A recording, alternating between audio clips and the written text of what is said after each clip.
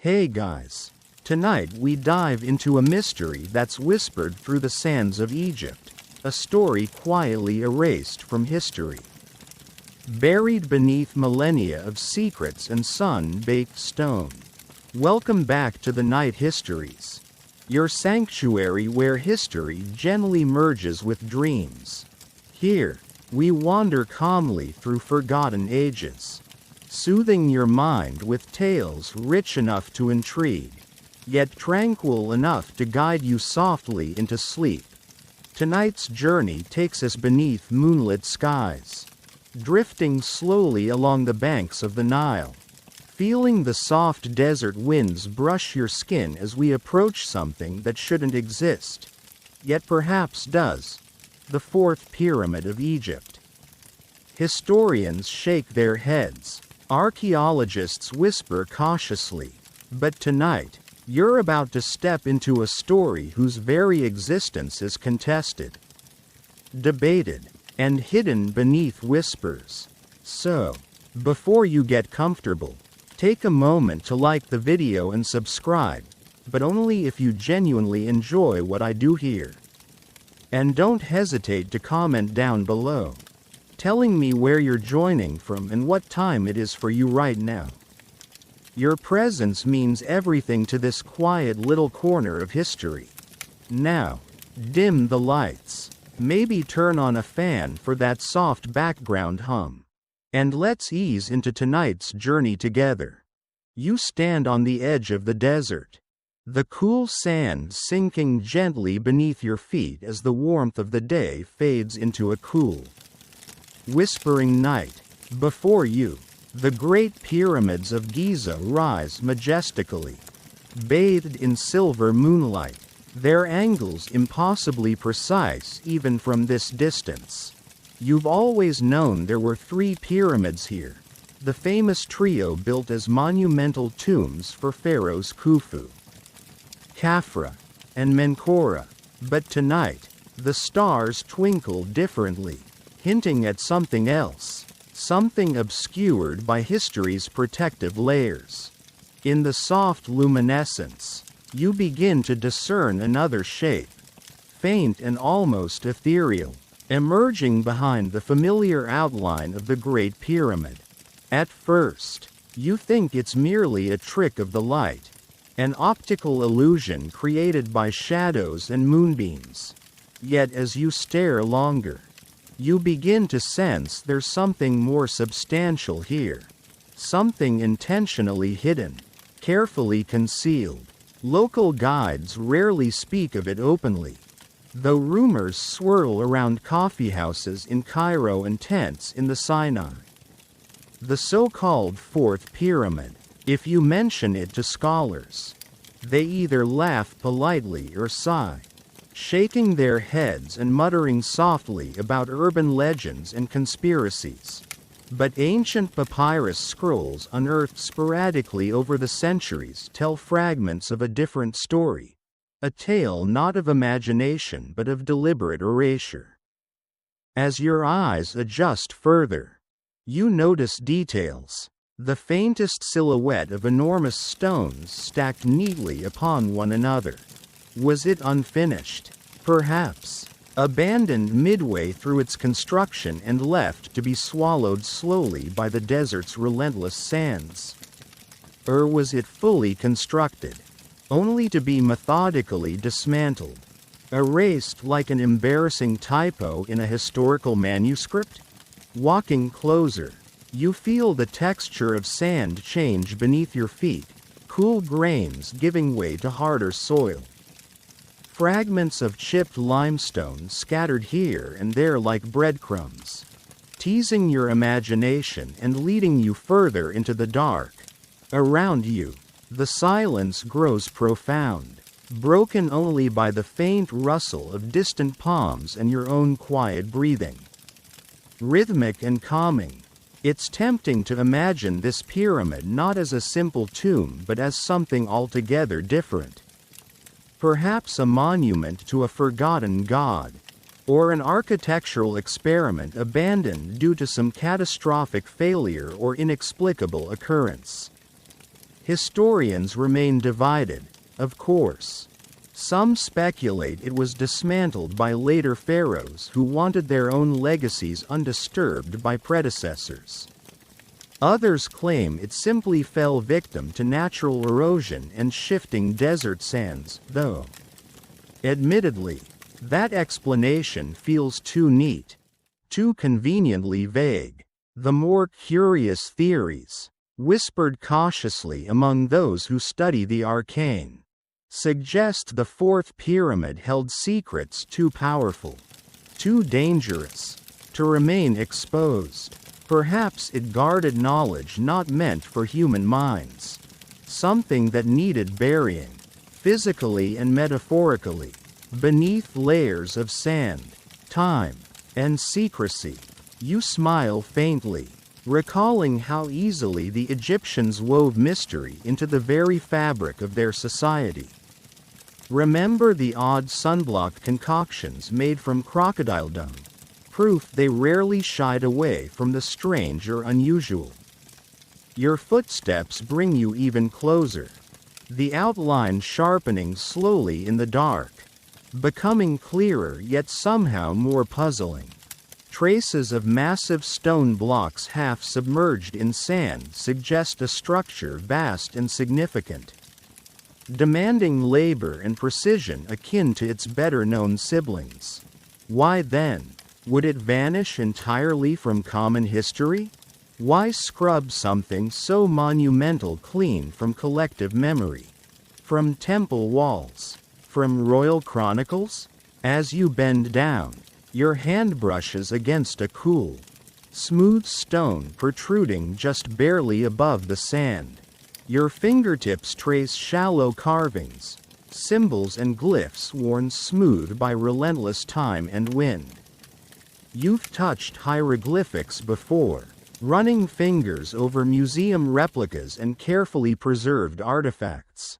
Yet these feel distinctly older, heavier with untold stories. Their worn edges speak volumes about centuries spent hidden in darkness, exposed only briefly to starlight and silence. Tonight, you're here to uncover truths lost to daylight scholars. Truths meant perhaps only for quiet moments like this, moments where history breathes gently in your ear. The fourth pyramid awaits patiently, shrouded in mystery, expecting someone curious enough, brave enough, to ask questions others dared not voice. You pause and glance upward. Above you, the vast Egyptian sky stretches endlessly, stars twinkling knowingly. Perhaps they've watched this pyramid all along, amused by humanity's forgetfulness. Perhaps tonight, beneath their watchful gaze, the truth finally begins to stir. Take another breath, relax your shoulders, allow yourself to drift gently towards sleep, knowing that tonight, and every night with the Night Histories, you'll slowly uncover mysteries crafted not to shock but to intrigue and soothe. To fill your dreams with gentle wonder and endless possibility. Let your mind wander freely, imagining the days when this pyramid stood proudly, basking under ancient sunlight. Soon, we'll explore deeper into these whispers, peeling back layers delicately, revealing truths comfortably veiled. Sleep peacefully, friend. Tomorrow, we dive deeper into secrets hidden carefully behind the sands of Egypt. The desert wind whispers gently past your ears, carrying with it grains of sand so fine you barely notice them as they settle softly onto your skin. You slowly brush them away, your attention still fixed on the half-buried stones beneath your fingertips. Those cryptic hieroglyphics silently beckoning you closer. Tonight, you're searching not just for a missing pyramid, but for pieces of a puzzle history itself seems eager to forget. Your journey leads you now to a small, Unassuming tent illuminated softly by the glow of lanterns. The canvas rustles quietly in the breeze, casting shadows dancing like ghosts on the dunes. Inside, a weary archaeologist gently unrolls an ancient scroll across a wooden table worn smooth by years of sand and scholarly intrigue. He looks up briefly, meeting your curious gaze with a knowing smile, then gestures gently for you to join him. "This," he whispers, his voice smooth and low like the pages he handles, "is the lost papyrus. Lost, you think wryly, though here it lies, intact and undeniably present." History often labels things as "lost" when they're simply inconvenient or uncomfortable. Yet, the papyrus scroll before you radiates authenticity, as though time itself had conspired to protect this one fragile relic from oblivion. Your eyes trace the faded ink lines and elegant symbols delicately drawn across the papyrus surface. In a quiet voice, the archaeologist begins translating, his words careful, steady, hypnotic. "The fourth pyramid," he murmurs, "built by the great pharaoh Nebka, whose reign and deeds have been mysteriously minimized in historical records." You frown slightly, your mind sifting through familiar Egyptian rulers, Khufu, Khafra, Menkaure, but Nebka is seldom more than a footnote, a name casually mentioned and easily forgotten. The scroll, he continues softly, describes not just the pyramid's location, but the strange circumstances around its construction and subsequent disappearance. Circumstances strange enough, apparently, to justify its almost complete erasure from public record. You lean in, captivated by each carefully pronounced syllable, the candlelight casting shadows of ancient symbols across the tent walls. According to the scroll, Pharaoh Nebka was uniquely ambitious, even by Egyptian standards, determined to overshadow his predecessors. He embarked upon a project so grand and innovative that his own advisors cautioned him, fearing retribution from gods displeased by human arrogance, even by pyramid-building standards. The archaeologist says quietly, Nebka's project was audacious. Historians argue tirelessly about the scale of Egyptian ambition, whether the enormous tombs were purely vanity projects or served deeper spiritual and symbolic purposes. Nebka's undertaking, however, seemed different. Its size was extraordinary, but more astonishing were the architectural techniques hinted at by these faded lines of script. The papyrus suggests that Nebka ordered stones of unprecedented precision, cut and assembled using methods historians insist were not yet available.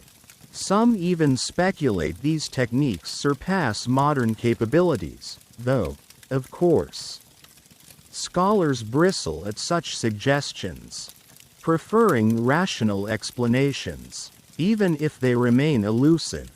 You smile faintly, recalling other times history has stubbornly ignored inconvenient details. Remember when textbooks confidently taught you Columbus discovered America, conveniently forgetting millions who arrived long before him? History, it seems, has always been more artful storytelling than objective record-keeping. Yet the strangest part of the scroll is not the pyramid's design, nor even its method of construction. Instead, it's the abrupt cessation of work, the hurried dismantling of already built sections, and the systematic destruction of all documentation relating to the project, save, mysteriously, this single fragile papyrus. Why would they dismantle something so grand? You whisper, feeling the quiet night press around you.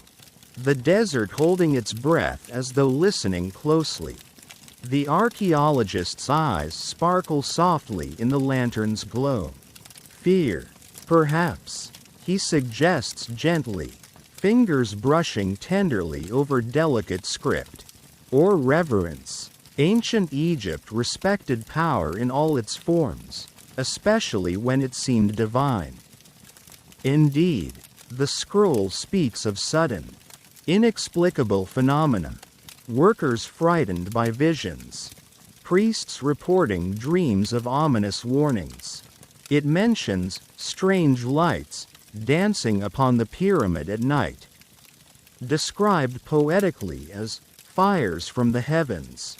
It's easy to dismiss such descriptions as superstitious nonsense, products of vivid imaginations fueled by desert heat and exhaustion. Yet, your intuition nudges gently, whispering that perhaps there's more here than simple exaggeration. The archaeologist continues, his voice a soothing melody guiding your thoughts toward a deeper calm. Historians argue endlessly about these lights. Some claim natural phenomena. Others suggest cleverly concealed religious ceremonies intended to intimidate workers and villagers. But, he pauses meaningfully. The papyrus itself hints at something else entirely. Something perhaps outside conventional explanations. Your mind drifts gently, wondering how many hidden truths remain buried beneath sand and centuries, awaiting patient discovery under gentle moonlight.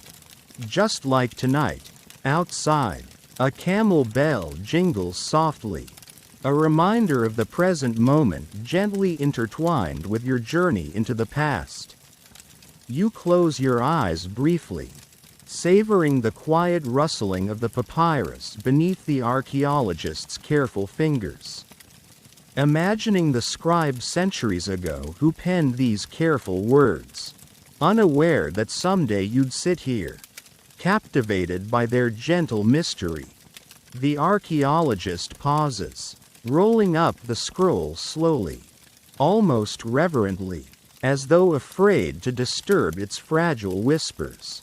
Perhaps some truths, he muses softly, are meant to remain partially hidden, not entirely unknown, but obscured enough to provoke questions without easy answers. His words drift softly into silence, the quiet hanging comfortably between you like a shared secret. Outside, the desert continues breathing calmly beneath the vast expanse of stars, holding countless secrets beneath its dunes, waiting patiently for someone gentle and curious enough to explore. Tonight, you've already begun uncovering something incredible, something delicately hidden yet profoundly significant. And as you settle deeper into the softness of this moment, your breathing becoming slower, more rhythmic, your mind drifts gently toward restful sleep. Tomorrow awaits patiently, holding another piece of this puzzle, another whisper from history carefully preserved and waiting beneath desert sands. Rest peacefully, friend. Let the ancient mysteries wrap themselves softly around you, blending gently into dreams. And as sleep claims you, know this story is far from finished. We'll journey further, deeper, gently uncovering more secrets as your mind and body rest comfortably. Sleep now, dear listener. Let your dreams carry you gently onward through this quiet, endless desert of history. Your eyes flutter gently, as if caught briefly between wakefulness and sleep. The tent around you fades, blending slowly into a comforting blur of soft, warm darkness. When your vision clears again, you're no longer in the archaeologist's humble sanctuary. Instead, you find yourself walking quietly through the bustling heart of an ancient construction site. Bathed in golden sunlight, this is the realm of Imhotep II. A figure whose name seldom graces history books, a forgotten genius behind the elusive fourth pyramid. You step gently forward, sandals crunching lightly upon gravel-strewn pathways. The noise and movement around you feel strangely muted, softened as though filtered through centuries. Workers, busy with chisels and ropes, weave effortlessly past you, their eyes distant yet focused, as if you're merely another shadow wandering harmlessly through their world. In the center of this organized chaos stands Imhotep II himself, observing everything with a meticulous, almost obsessive, calm. Unlike his more celebrated ancestor, the revered Imhotep who designed Pharaoh Djoser's famed step pyramid, this second Imhotep remains a phantom. An obscure architect whose greatest achievement was deliberately hidden. Historians still debate his very existence. Was he merely a myth invented to explain architectural anomalies? Or was he truly a visionary erased intentionally from memory? Yet tonight, here among these quietly working masons and planners, Imhotep II feels vividly real. He holds a polished wooden staff lightly in one hand, his eyes sharp but gentle as he surveys the massive stones sliding smoothly into place. There's a quiet dignity about him, a confidence that comes not from arrogance but from genuine expertise. It's the kind of calm assurance you feel watching a master craftsman at work. Someone deeply familiar with every nuance of his craft. A scribe nearby jots notes furiously onto papyrus sheets, glancing up occasionally to exchange brief nods with Imhotep. Your eyes follow the architect's subtle gestures as he instructs the workers. Each movement deliberate yet fluid, like a maestro directing an orchestra whose music only he fully understands. Imhotep's pyramid, though incomplete, is stunningly precise. Enormous blocks of limestone, perfectly cut, seem almost molded into place, their seams tighter than even modern machinery can reliably achieve. Standing in its presence, you feel both awe and confusion. How could such mastery vanish so thoroughly from historical record? You think briefly of how easily human memories fade, reshaped by those who follow, sometimes twisted intentionally by those wielding power. Perhaps Imhotep II became inconvenient to a pharaoh jealous of his genius. His accomplishments quietly dismantled, literally and figuratively, until only whispers remained. Or perhaps, historians speculate, his innovations scared priests, threatening the delicate balance of divine and earthly powers in ancient Egypt. Your gaze shifts toward an unusual contraption near the pyramid's base, complex pulleys and levers.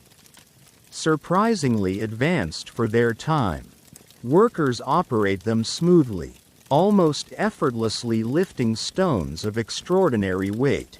You smile faintly, recalling how modern cranes and machinery sometimes struggle with similar tasks. And yet, here in ancient Egypt, beneath Imhotep's careful watch, impossibility seems comfortably ordinary. Stepping closer, you overhear snippets of conversation. Workers speak softly, reverently of Imhotep's unparalleled understanding of geometry and astronomy. They whisper of his nightly contemplations beneath starry skies, sketching diagrams in sand illuminated only by moonlight, patterns aligning perfectly with distant constellations. You glance skyward instinctively. Even in daylight, you sense the subtle presence of stars, patiently waiting to be recognized once darkness falls again. The idea of celestial alignment, of pyramids as earthly mirrors to cosmic maps. Intrigues you. Scholars still argue fiercely about these alignments, whether they're intentional or coincidental, spiritual or merely practical. Standing here now, however, you're inclined to believe the former, feeling a quiet certainty that ancient architects understood things modern science struggles to accept. Yet, Imhotep's innovations were precisely what historians find most troubling. Among his rumored discoveries was a mathematical system far ahead of its time, suggesting he'd unlocked secrets about the very fabric of the universe. You pause, imagining how unsettling that must have been for priests who preferred humanity remain humble, obedient to gods whose mysteries shouldn't be casually deciphered. Nearby, a small group of priests watches Imhotep silently, their eyes betraying subtle suspicion. Did they already sense that this pyramid, this ambitious testament to human ingenuity, might threaten their carefully cultivated control? Perhaps, like modern-day bureaucrats wary of disruptive innovators, these priests saw danger rather than opportunity in Imhotep's brilliance.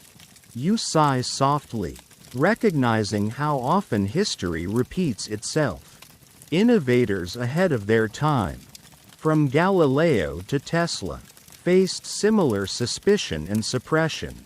The fourth pyramid, you realize gently, was perhaps Egypt's own tragic example of genius silenced by fear and misunderstanding.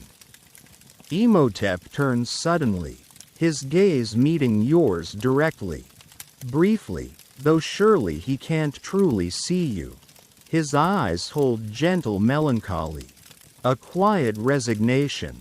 It's almost as though he already knows his legacy will vanish beneath shifting sands. His story reduced to whispers, vague footnotes in history. He turns away, quietly resuming his meticulous instructions. Watching him, you feel a quiet sorrow mixed with admiration. Perhaps Imhotep himself accepted his fate, understanding intuitively how often humanity fears what it can't yet comprehend. Slowly, gently, the vision fades again, dissolving softly back into comforting darkness. You find yourself once more beneath a calm, star-filled sky, lying comfortably upon the sands that whisper quietly beneath you.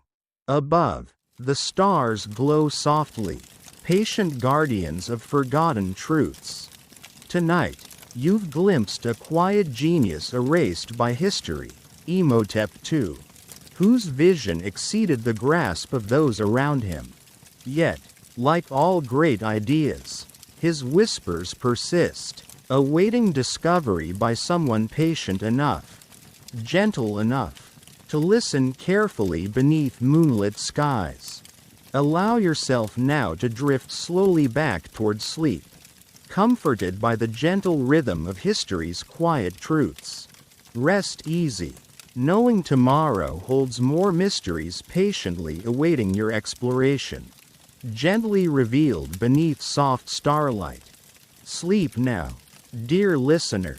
Let the gentle whispers of history accompany your dreams, softly guiding you deeper into calm, restful sleep. The soft rustling of sand beneath your fingertips gently pulls you back from your brief reverie. Your breathing settles into a calm, easy rhythm as you realize you've returned once more to the present. Though the echoes of Imhotep's genius linger gently in your thoughts, you can almost still hear his quiet voice, instructing workers under that warm, ancient sun, as clearly as though he'd whispered the secrets directly into your dreams. Tonight, though, your journey has barely begun. As the desert night grows cooler, you slowly rise, following a faint path illuminated softly by moonlight toward another mystery patiently awaiting discovery. Ahead lies the base of a partially exposed wall, peeking hesitantly from the sands, etched with glyphs whose meaning history still struggles to unravel. You kneel gently, brushing away grains of sand with slow, careful movements. The cool stone feels comforting beneath your hands, a solid anchor in a world of drifting sand and shifting history. The glyphs here differ subtly from those you've encountered previously. Their curves and angles possess a gracefulness, yet they carry a hint of complexity, as though the scribe who carved them knew something profound, something they struggled to articulate clearly. You squint slightly, allowing your fingertips to trace each carved line with gentle precision. Each character feels alive beneath your touch, almost pulsing quietly with hidden meaning, waiting patiently for you to understand.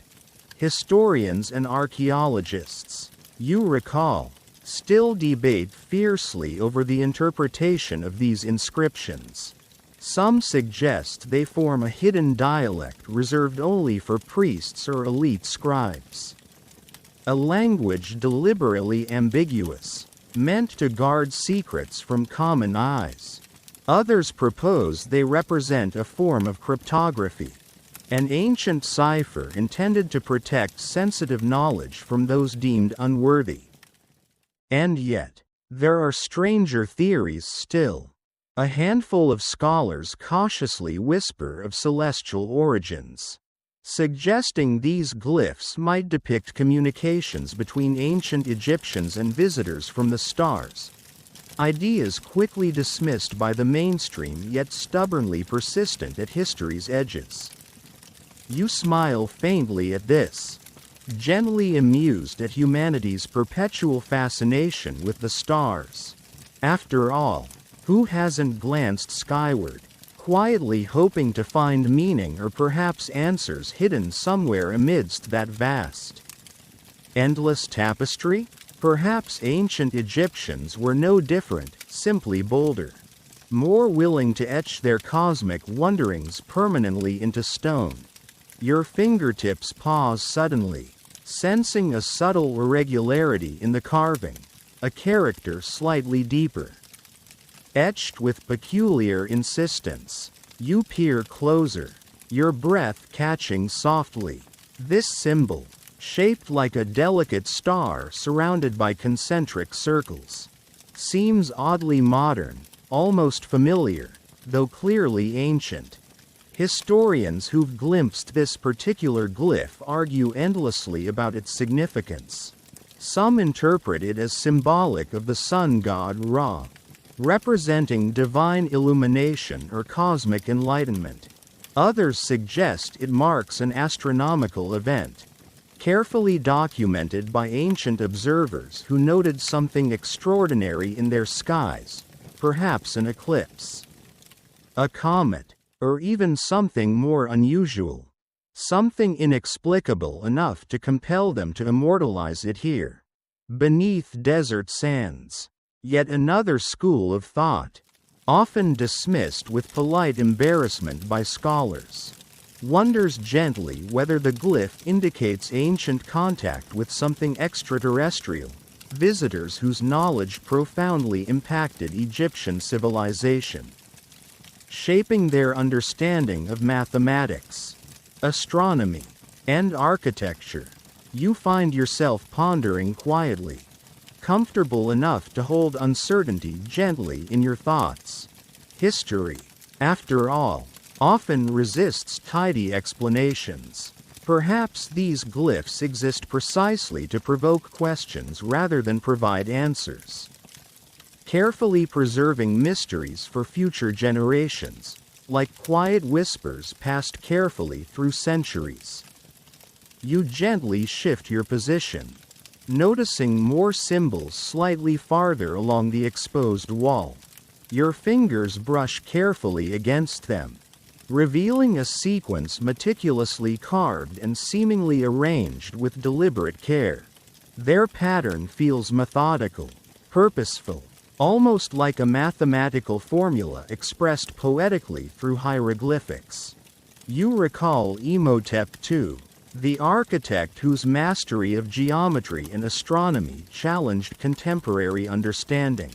Could these inscriptions represent his attempt to convey profound discoveries to future generations? Guarded through layers of poetic symbolism? Perhaps this wall wasn't merely decorative, but a subtle repository of encoded wisdom, knowledge preserved quietly, awaiting someone patient enough, curious enough, to rediscover it. Modern historians still puzzle over ancient Egyptians' mathematical sophistication, marveling quietly at how their structures align perfectly with celestial phenomena. Calendars remarkably accurate even by modern standards. These inscriptions might hold gentle hints toward such advanced understanding, their complexity reflecting a quiet genius that defies easy categorization. You lean back slowly, gazing softly upward at the pyramid silhouetted gently against the moonlit sky. Around you, the desert remains calm, its vast silence broken only occasionally by a whispering breeze rustling softly past. The stars above twinkle gently, as though encouraging your quiet contemplation, reassuring you that it's perfectly fine to embrace questions without immediate answers. A gentle sense of peace settles comfortably over you. History, you realize softly, often chooses silence not from stubbornness, but from wisdom, quietly encouraging exploration rather than simple acceptance. Perhaps these glyphs are ancient Egypt's way of gently nudging humanity toward patient curiosity, subtly inviting exploration without hurry or urgency. You rise gently, feeling calm and comforted beneath the quiet starlit sky. Your journey tonight has uncovered more gentle mysteries, quiet whispers preserved beneath sand and stone, waiting patiently to inspire dreams rich with questions. And as you prepare once more to rest, you find comfort knowing tomorrow will offer new gentle revelations, more pieces waiting patiently beneath desert sands. Sleep now, dear listener. Allow the quiet calm of ancient Egypt's gentle mysteries to cradle your dreams softly.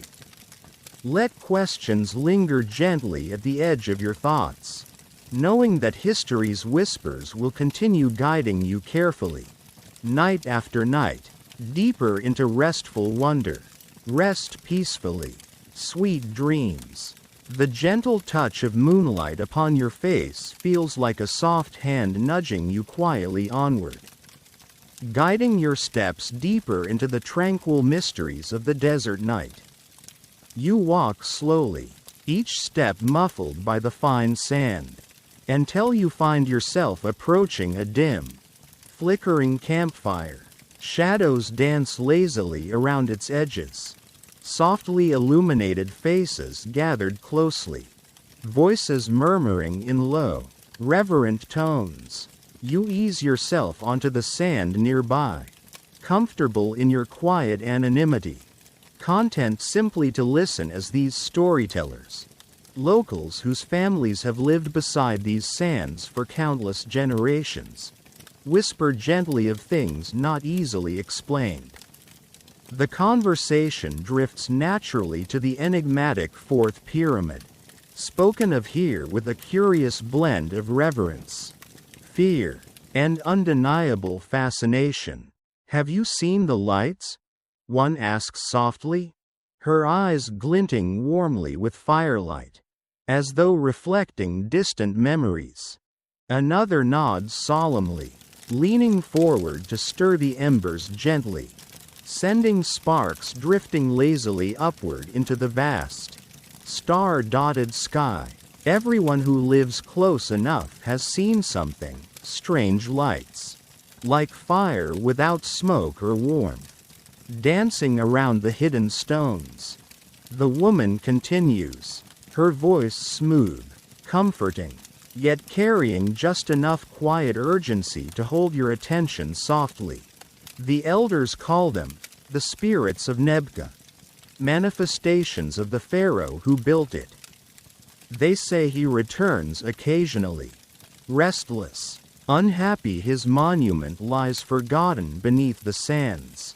You smile faintly, appreciating the gentle poetry of local legend, yet quietly acknowledging that such phenomena are rarely simple superstition.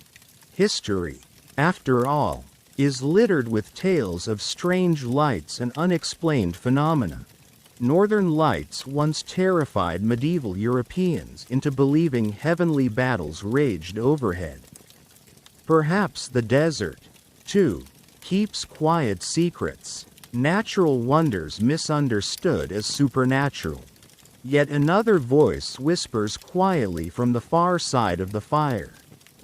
Older and raspier, gently weaving threads of mystery into the fabric of the night. The priests warned Pharaoh Nebka. The storyteller says softly, not to build his pyramid there. They said the place belonged to the gods, and mortals trespassing would invoke consequences. You lean slightly forward, intrigued. Consequences, historically, often took the form of carefully staged warnings by powerful priesthoods protecting their influence. But could there be something genuinely unusual beneath this ancient superstition? Perhaps. The storyteller continues gently, eyes reflecting the quiet dance of flames. The lights were indeed warnings, reminders that certain mysteries aren't meant for human eyes. Even today, historians debate fiercely about these lights. Some insist they're natural phenomena, gases released from ancient tombs, shimmering mirages caused by desert heat. Yet, he pauses softly, thoughtfully.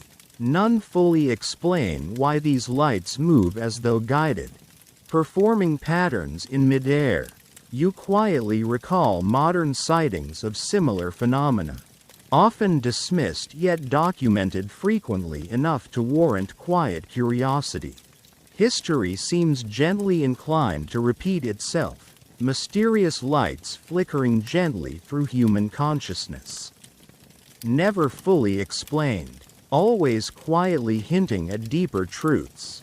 The woman beside you whispers again, her voice soothing, almost hypnotic. My grandmother told me stories passed down through generations, stories of villagers who dared approach those lights, only to find themselves gently turned around, wandering aimlessly until dawn, unable to remember clearly why they'd ventured out. You feel a quiet shiver ripple softly along your spine, more from gentle wonder than fear. Memory lapses associated with strange lights remind you subtly of tales from distant lands, stories of will-o'-the-wisps leading travelers astray in dark forests. Perhaps every culture gently adapts similar mysteries to their landscape, creating comforting explanations for phenomena too delicate, too subtle, to capture fully. The older storyteller speaks again, voice lower, deeper, gently pulling you closer. The elders sometimes wonder quietly. He murmurs, if Pharaoh Nebka's pyramid was built on ground already sacred, perhaps a place where worlds gently touch, where boundaries blur softly between this realm and something beyond. Your imagination quietly expands, picturing gently overlapping realities, fragile veils briefly thinning beneath certain moonlit skies. History does, after all, comfortably accommodate such gentle speculation. Stonehenge, Machu Picchu, Other places quietly considered intersections between human and celestial worlds. You gaze upward softly, the stars above twinkling calmly, seeming to quietly agree that perhaps certain spaces possess quiet significance, holding secrets gently out of reach.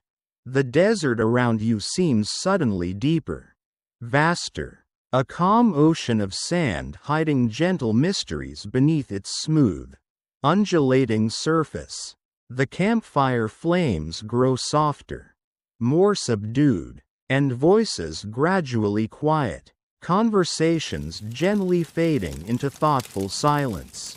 Slowly, villagers drift away into restful sleep, their breathing becoming slow and rhythmic, carried gently upon the desert night breeze. You find yourself lying back comfortably against the sand, gazing calmly into endless skies, pondering softly about the nature of mystery itself, how humans instinctively create stories to gently contain wonders they can't fully explain. Perhaps the fourth pyramid truly harbors secrets, hidden truths carefully veiled beneath sand, time, and quiet warnings. Yet perhaps the real magic lies not in discovering definitive answers, but in the gentle act of wondering itself, in allowing mysteries to quietly unfold beneath moonlit skies. Comfortably unresolved yet eternally intriguing. You close your eyes gently, listening to the comforting rhythm of desert winds softly rustling through distant palms, carrying whispers of ancient secrets yet untold. Tonight, you understand quietly. It's enough simply to lie here beneath quiet stars, allowing gentle mysteries to cradle your dreams. Rest now, dear listener. Let these gentle stories and soft uncertainties guide you smoothly into sleep. Tomorrow will patiently offer further whispers, more gentle revelations softly awaiting your discovery. Sweet dreams, traveler. Let the quiet desert sands and softly glowing stars embrace your rest, guiding you gently through dreams rich with quiet wonder. You awaken within your dream not with a jolt, but with a soft shift, like a change in the wind or the gentle turning of a page.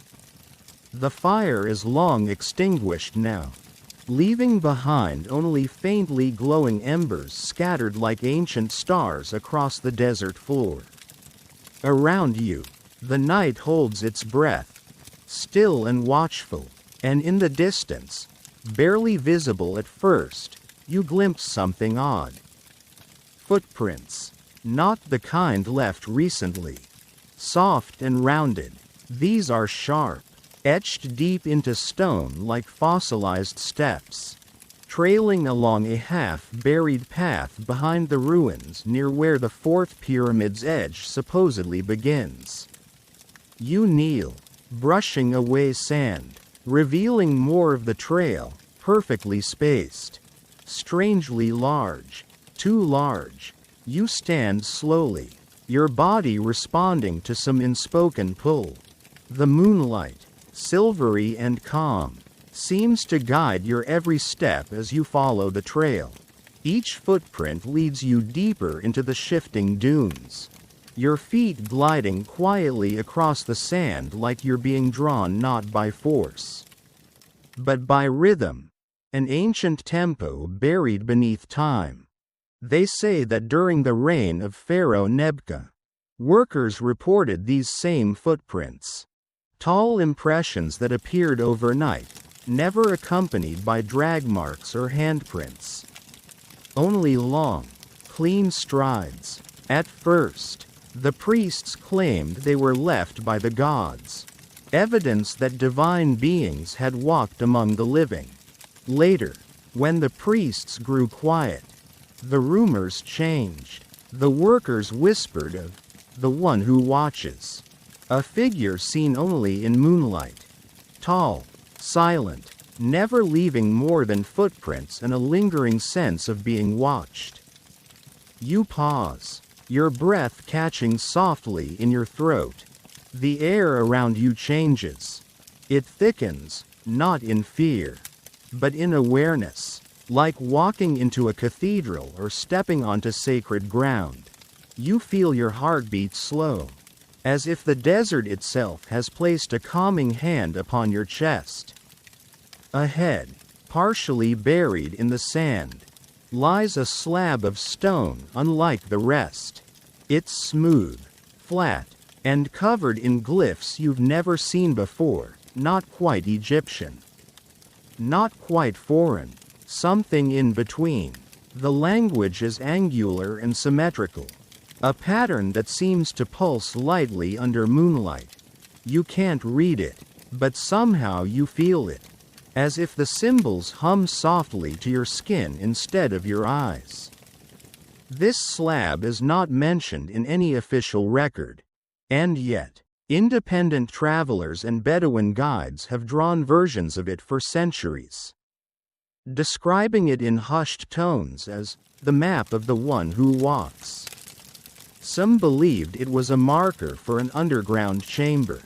Others, a celestial alignment device, meant to map movements in the night sky unlike any chart we use today.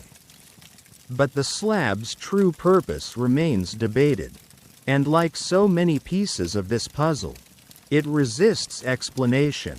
Some scholars dismiss it entirely as an anomaly. Others argue it predates the Old Kingdom itself.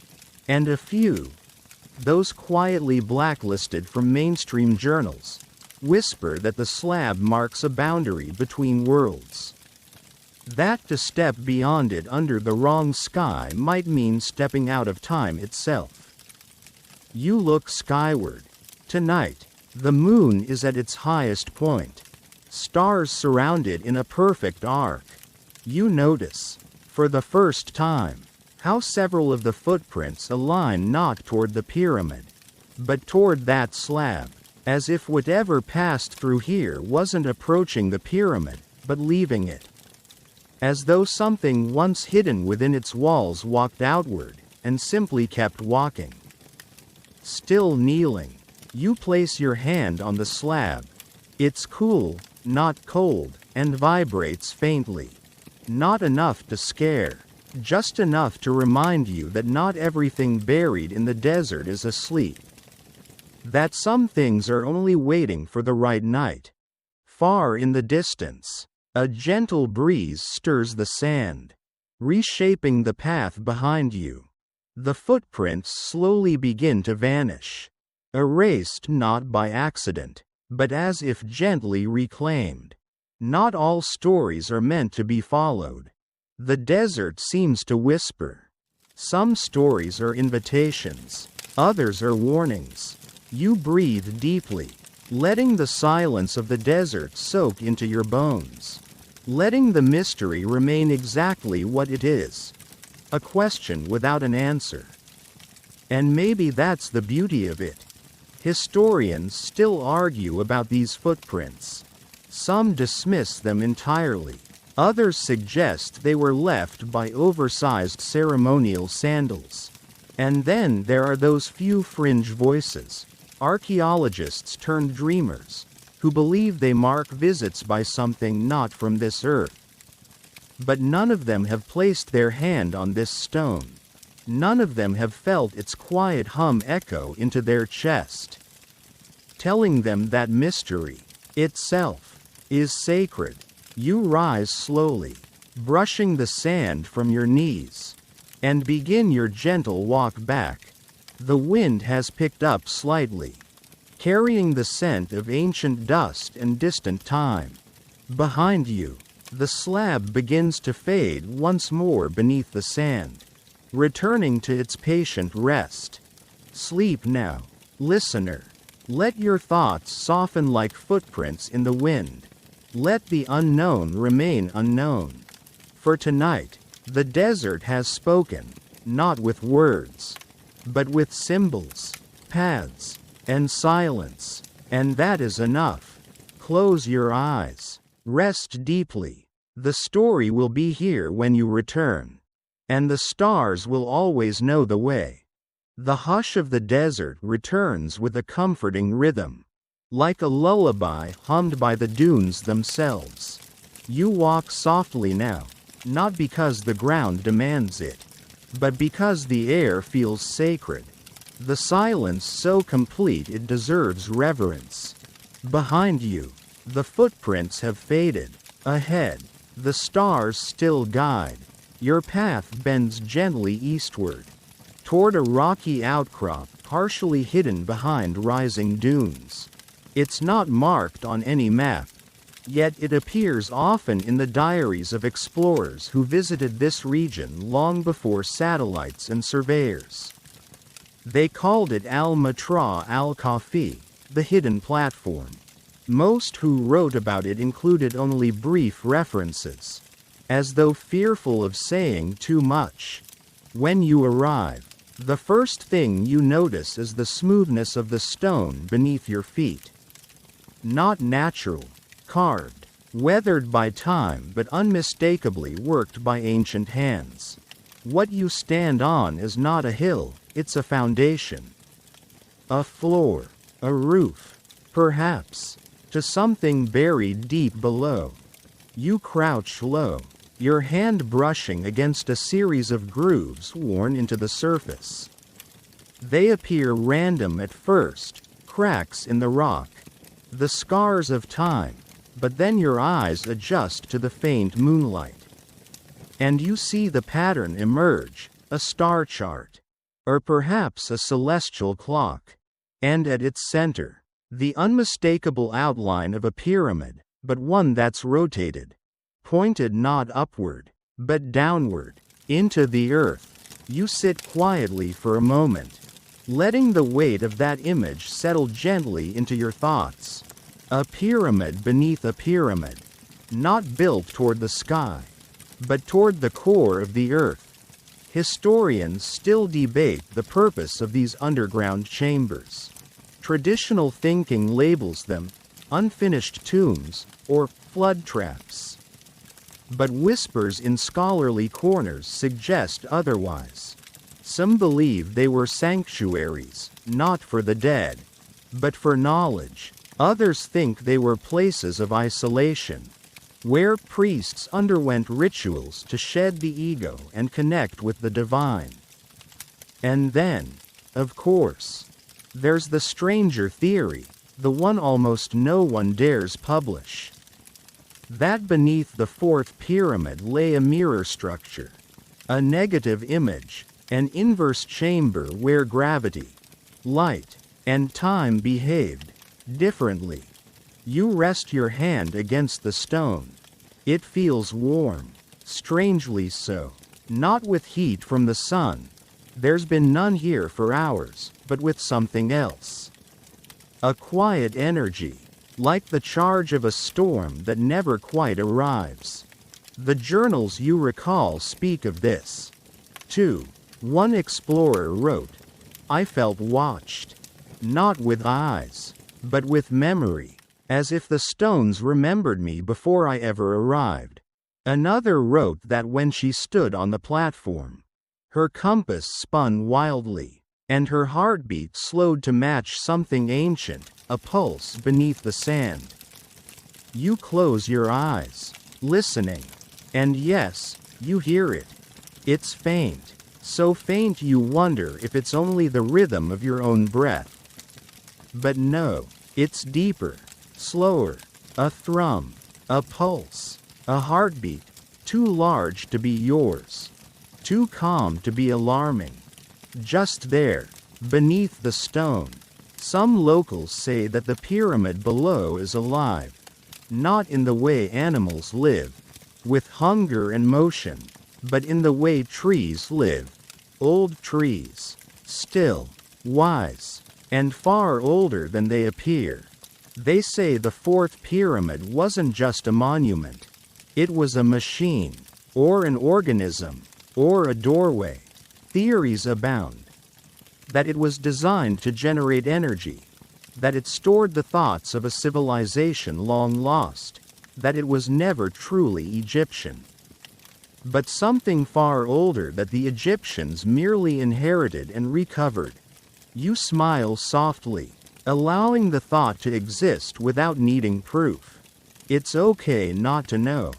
It's okay to sit with mystery like an old friend, without demanding it explain itself. As you sit there on the platform, the wind shifts slightly, and you smell something unexpected.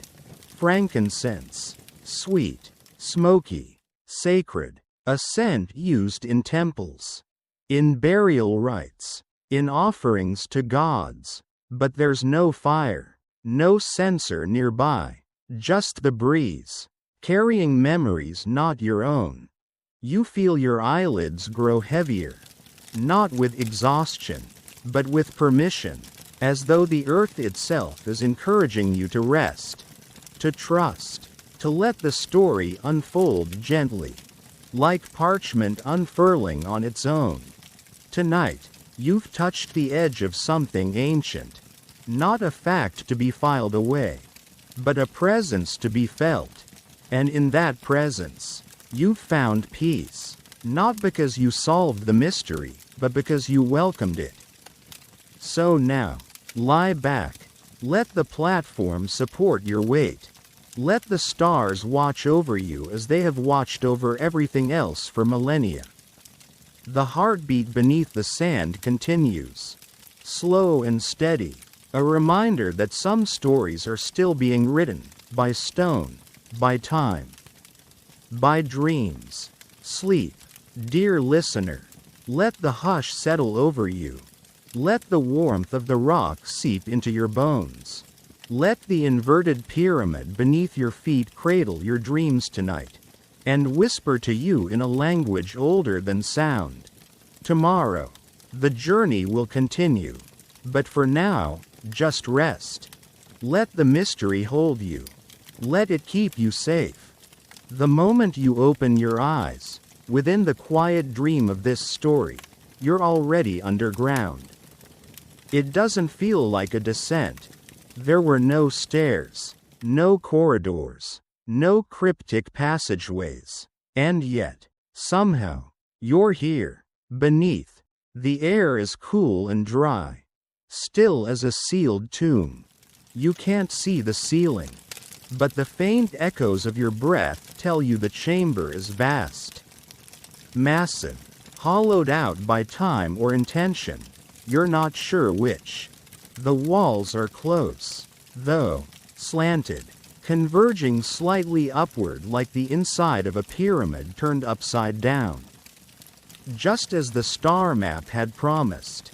The darkness isn't oppressive, it's velvet, gentle, protective.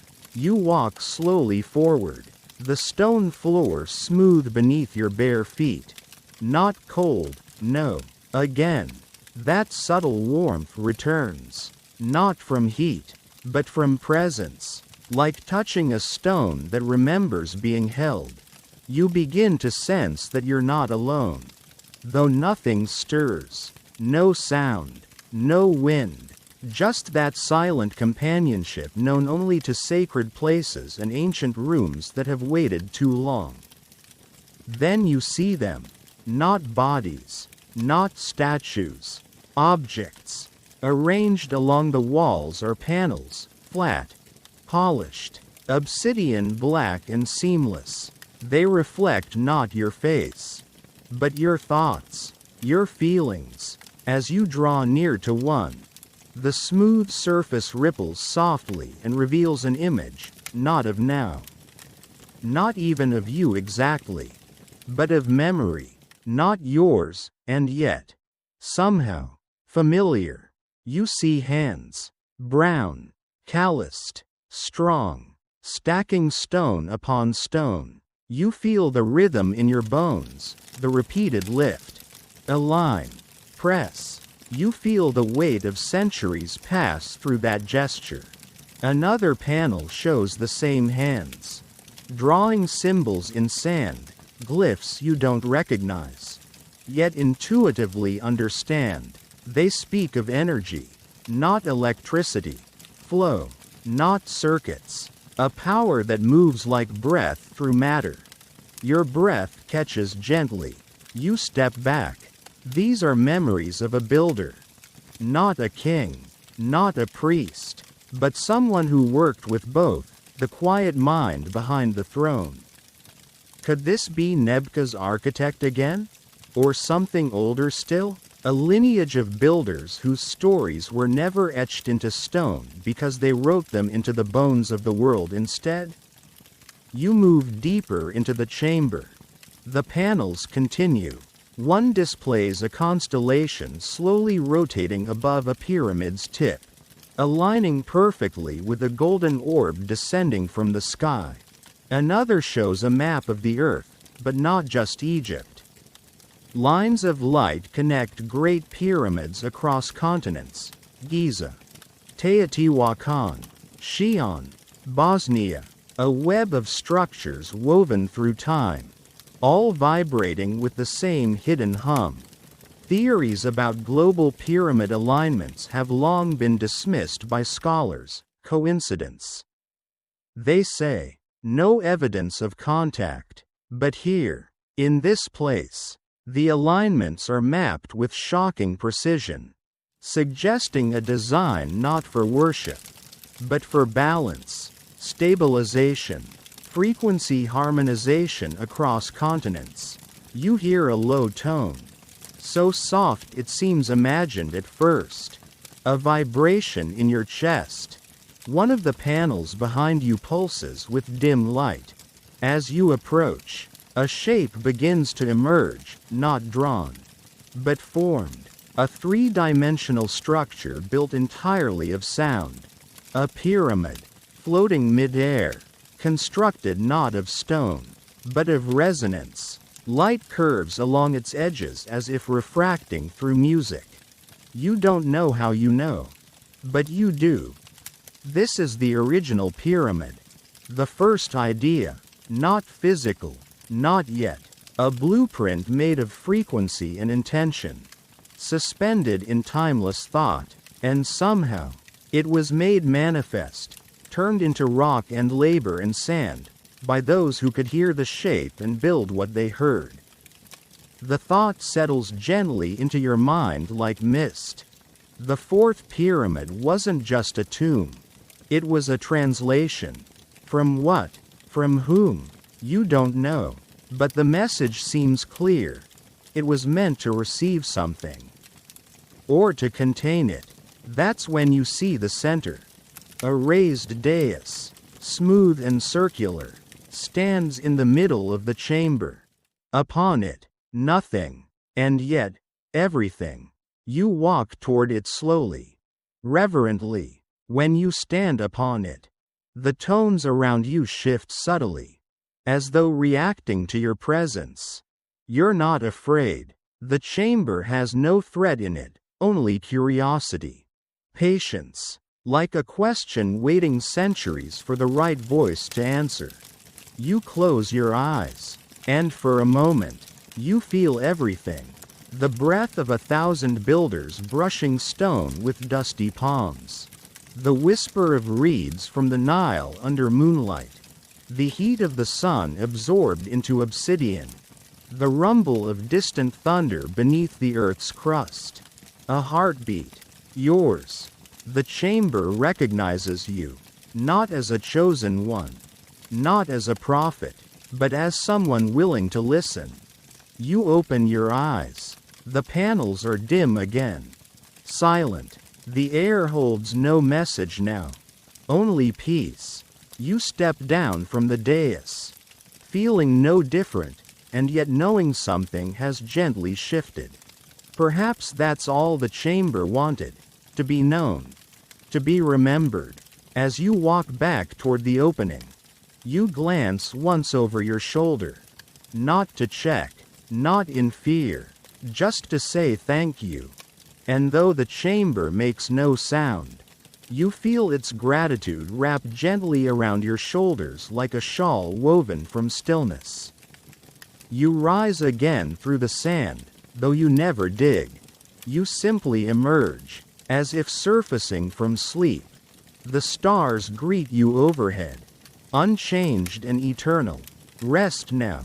You've touched something few ever will. And not with conquest or proof, but with presence. Sleep, dear traveler. Let the tones of the chamber drift quietly through your dreams, humming softly beneath the sands of your thoughts. Tomorrow, we follow the light above. But tonight, let stillness hold you. Let mystery keep you safe. The sky above you is beginning to shift, still blanketed in stars. Yes, but lighter now, tinged at the edges with the faintest promise of dawn. The world hasn't woken yet, but it stirs, and so do you. Your footsteps guide you away from the hidden chamber. Though you never marked a path, it's as if your feet already know where to go, drawn onward by an instinct older than memory. The wind has changed, too. There's a coolness to it, a breeze that moves differently, cutting across the dunes in perfect, rhythmic patterns, like breath, like intention. And then you hear it, a low clang, metallic, but soft, followed by another, and another. You crest a dune and find yourself staring down into a sunken area of the desert, an ancient quarry. Its floor covered in enormous stones, half cut, half forgotten.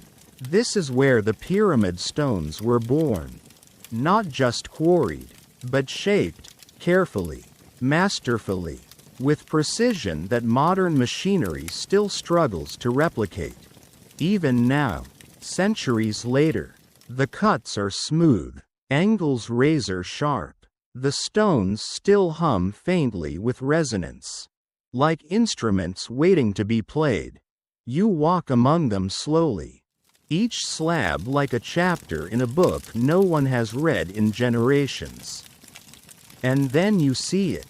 In the far corner of the quarry, partially buried beneath a veil of drifting sand, rests a tool, bronze, beautiful, ancient, not rusted, not broken, perfect.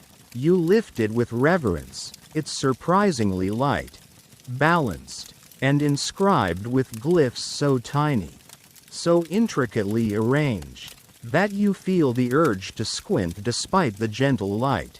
The markings aren't decorative, they're mathematical.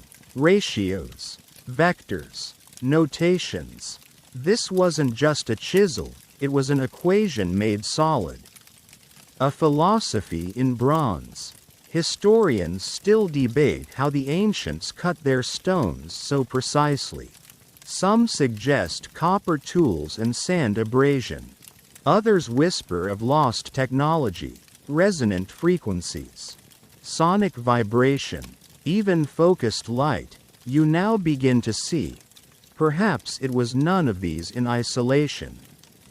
Perhaps it was a mindset, a worldview in which matter and vibration were not separate, but partners.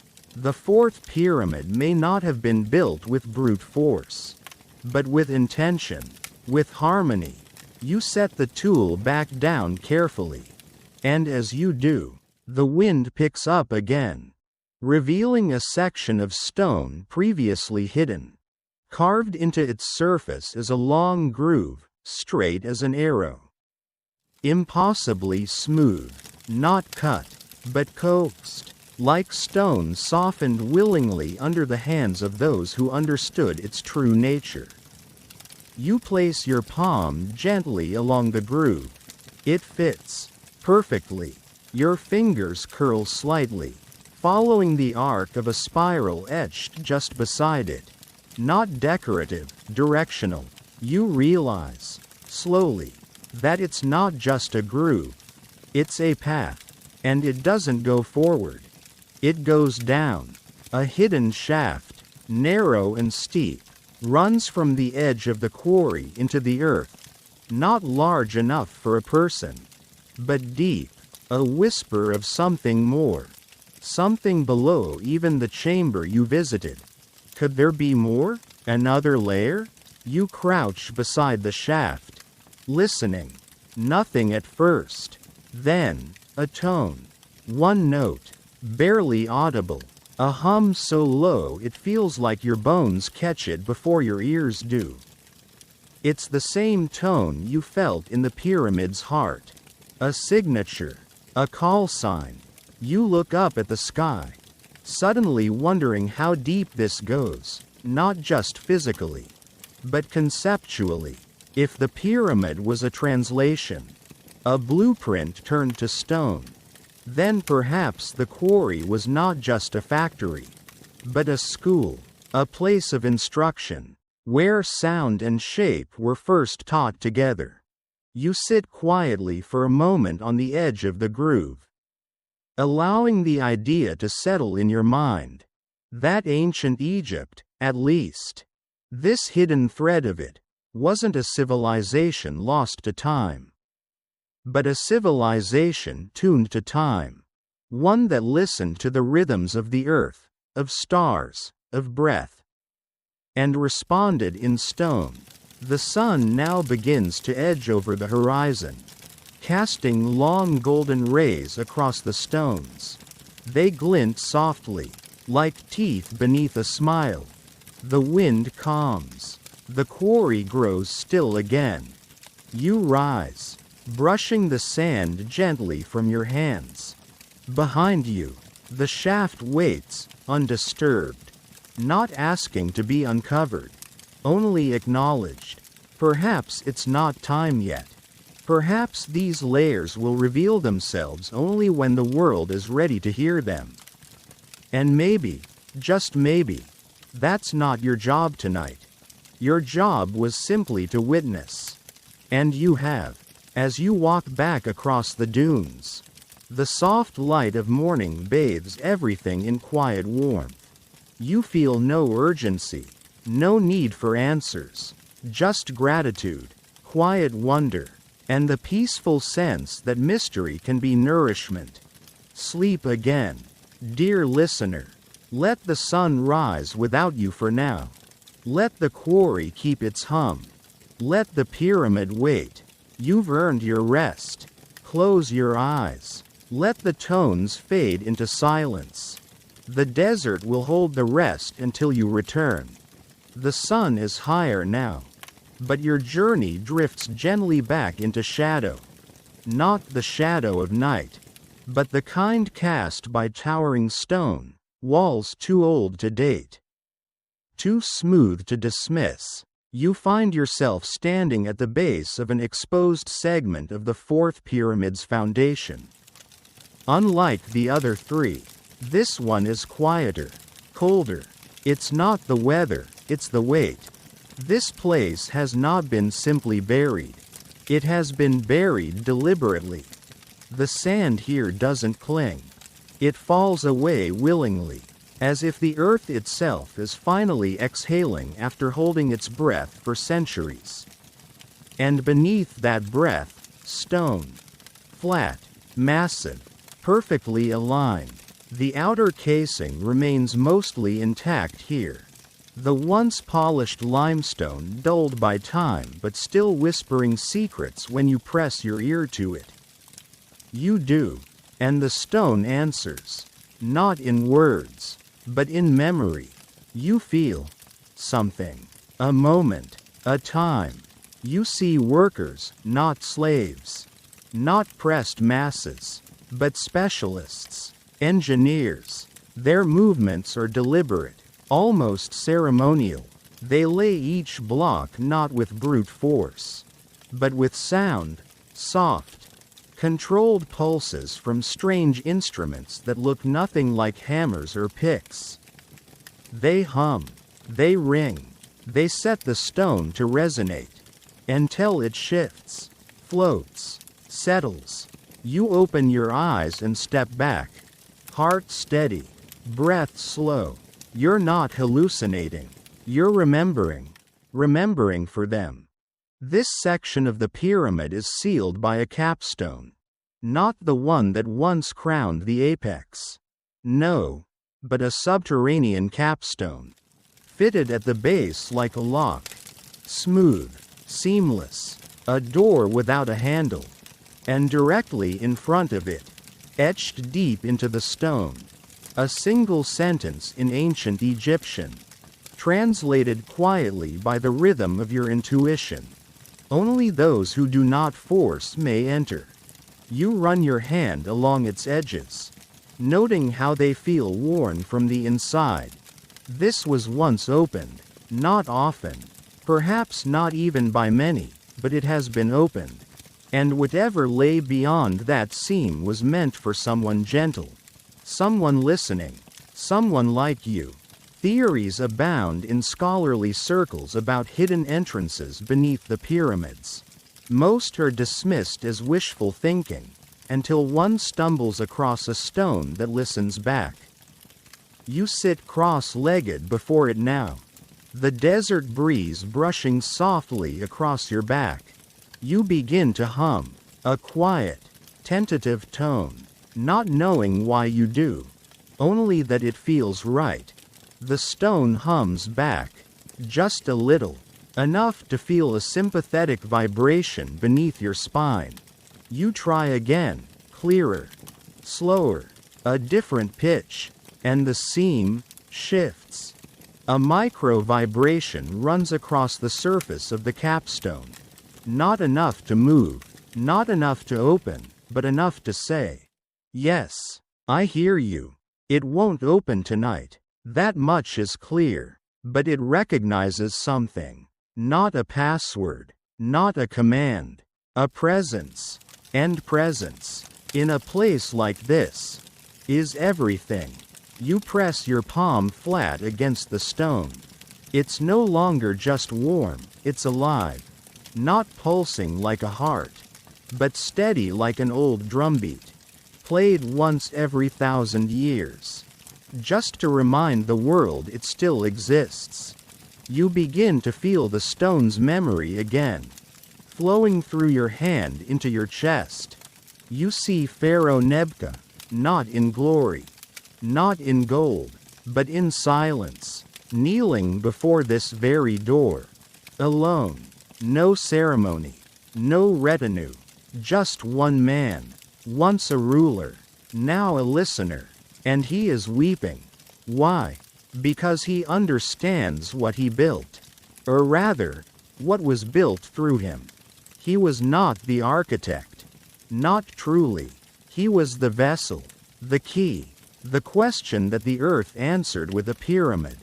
You feel his sorrow, not grief, but humility, the weight of knowing that your name will be forgotten, not out of malice, but out of necessity, because what you built must remain hidden, until the earth is quiet enough to listen again.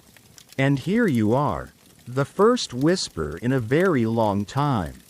You rise gently from the stone, bowing your head, not out of ritual, but out of respect. You do not pry, you do not push, you thank the stone, and it thanks you back. In the language of vibrations, in the hush of sand falling between your fingers, you walk away slowly, not with disappointment, but with peace. This was never about opening the door. Not yet. It was about hearing it breathe. Sleep now, dear one. Let the desert winds smooth the lines of mystery across your dreams. Let the capstone rest, its pulse now slightly more awake. Just as you are, let the song continue softly in your chest as you drift into silence. Tomorrow will bring more, but tonight, you've heard the pyramid's first word, and that is enough. Close your eyes. Let the sand remember your footsteps. And let the story keep unfolding, one breath at a time. You linger at the foot of the sealed foundation stone, letting its slow heartbeat fade from the center of your chest until only a gentle warmth remains, like an ember tucked safely beneath ash. The sky has brightened into full morning now. But down here, in the pyramid's lingering shadow, the light feels filtered, softened, almost reverent. A narrow cleft between two casing blocks beckons you forward. You slip through sideways, shoulders brushing cool limestone, and step into a low corridor that smells faintly of resin and distant rain. The passage slopes upward, then levels and widens into a hidden courtyard, a hollow wedge carved into the pyramid's flank. Open to the sky but invisible from any distance. Here, the sun strikes polished stone at such an angle that the whole chamber glows pale gold. As if lit by something deeper than daylight, you feel it first, a dry warmth radiating from the very air. Then you see it, a shimmer, no thicker than a strand of hair, flickering above the courtyard floor. The locals call it Non-Lua Vohin, the invisible flame. It dances there without smoke, without fuel, twisting lazily like a ribbon made of heat, haze and longing. On some mornings, they say, the flame licks 12 cubits high. On others it crouches so low no one sees it at all unless they kneel. Eyes level with the polished floor. You kneel. At once the shimmer sharpens, resolving into a thin blue-white filament curling upward. It hums just beyond hearing, a vibration felt in teeth and bones rather than ears. You extend a cautious hand. There is warmth, yes, but no burn, only a pleasant tingle as if every nerve beneath your skin recognizes something it was built to remember. A carved alabaster basin sits off-center in the courtyard, cracked by time yet still holding the dark stains of resin and myrrh. In dynastic festivals celebrating the god Ra, priests lit censers here at dawn to catch the first ray of sunlight. The historical event is well known. Classical writers from Herodotus to Pliny mention sunrise rituals at Giza, praising the Egyptians' devotion to solar cycles. Yet none mention this invisible flame. You run your thumb along the basin's rim and find a deep groove, hidden unless you know to feel for it. Inside the groove are flecks of a brittle, green-black substance, ancient copper salts mixed with natron and bitumen. A strange, little-known fact whispers itself together. Certain Egyptian high priests, masters of chemistry as much as liturgy, brewed an oil of copper-based salts that ignited not with fire, but with focused light. When sunlight struck an angled mirror behind this basin, the oil sparked, burning almost invisibly, pure ionized copper, dancing in a ghostly line. At dusk, they doused it with vinegar, returning the courtyard to ordinary shadow. The shimmer before you intensifies as the sun climbs another finger's breadth. You sense rather than see the ray, sunlight bouncing down the narrow passage you entered, hitting some unseen facet and landing square on the courtyard floor. For a moment, the flame flares bright, and in its flicker you glimpse shapes on the opposite wall. 3 overlapping cartouches, each scratched hastily then polished smooth, as if someone tried to erase them but lacked conviction. You trace the deepest cartouche. It belongs to Nebka. The second carries no royal name, just the hieratic sign for architect and a cluster of stars. The third is a rough oval, blank, a placeholder, a warning. Kak su gia van con tran luan ve viek vi sao mo chu kuyat dan lai duok dat ngong hang voi pharaoh. Roy gang suk mai fang den ve. As the light fades, the flame contracts, folding in on itself until only a wavering outline remains. You recall 19th century travelers who recorded seeing cold fire at Giza in 1837. Dismissed by peers as mirage. In their journals, now dusty curiosities in library vaults, they sketched a glowing line. Eerily similar to what shimmers here. Most academics cite optical illusion, yet none have replicated the effect. The pyramid keeps its recipe. You scoop a fingertip of green-black residue from the groove and press it between thumb and forefinger. It crumbles like dried seaweed, leaving a faint verdigris stain on your skin. When the sunlight shifts again, a final spark leaps from the basin, flitting to your hand, a pinprick flash that vanishes before pain registers. You are unscathed, but your fingerprints glow faintly emerald for one heartbeat. Then the color soaks into your flesh, and the courtyard falls still. Some part of you expects revelation, an inner door unlocking in gratitude.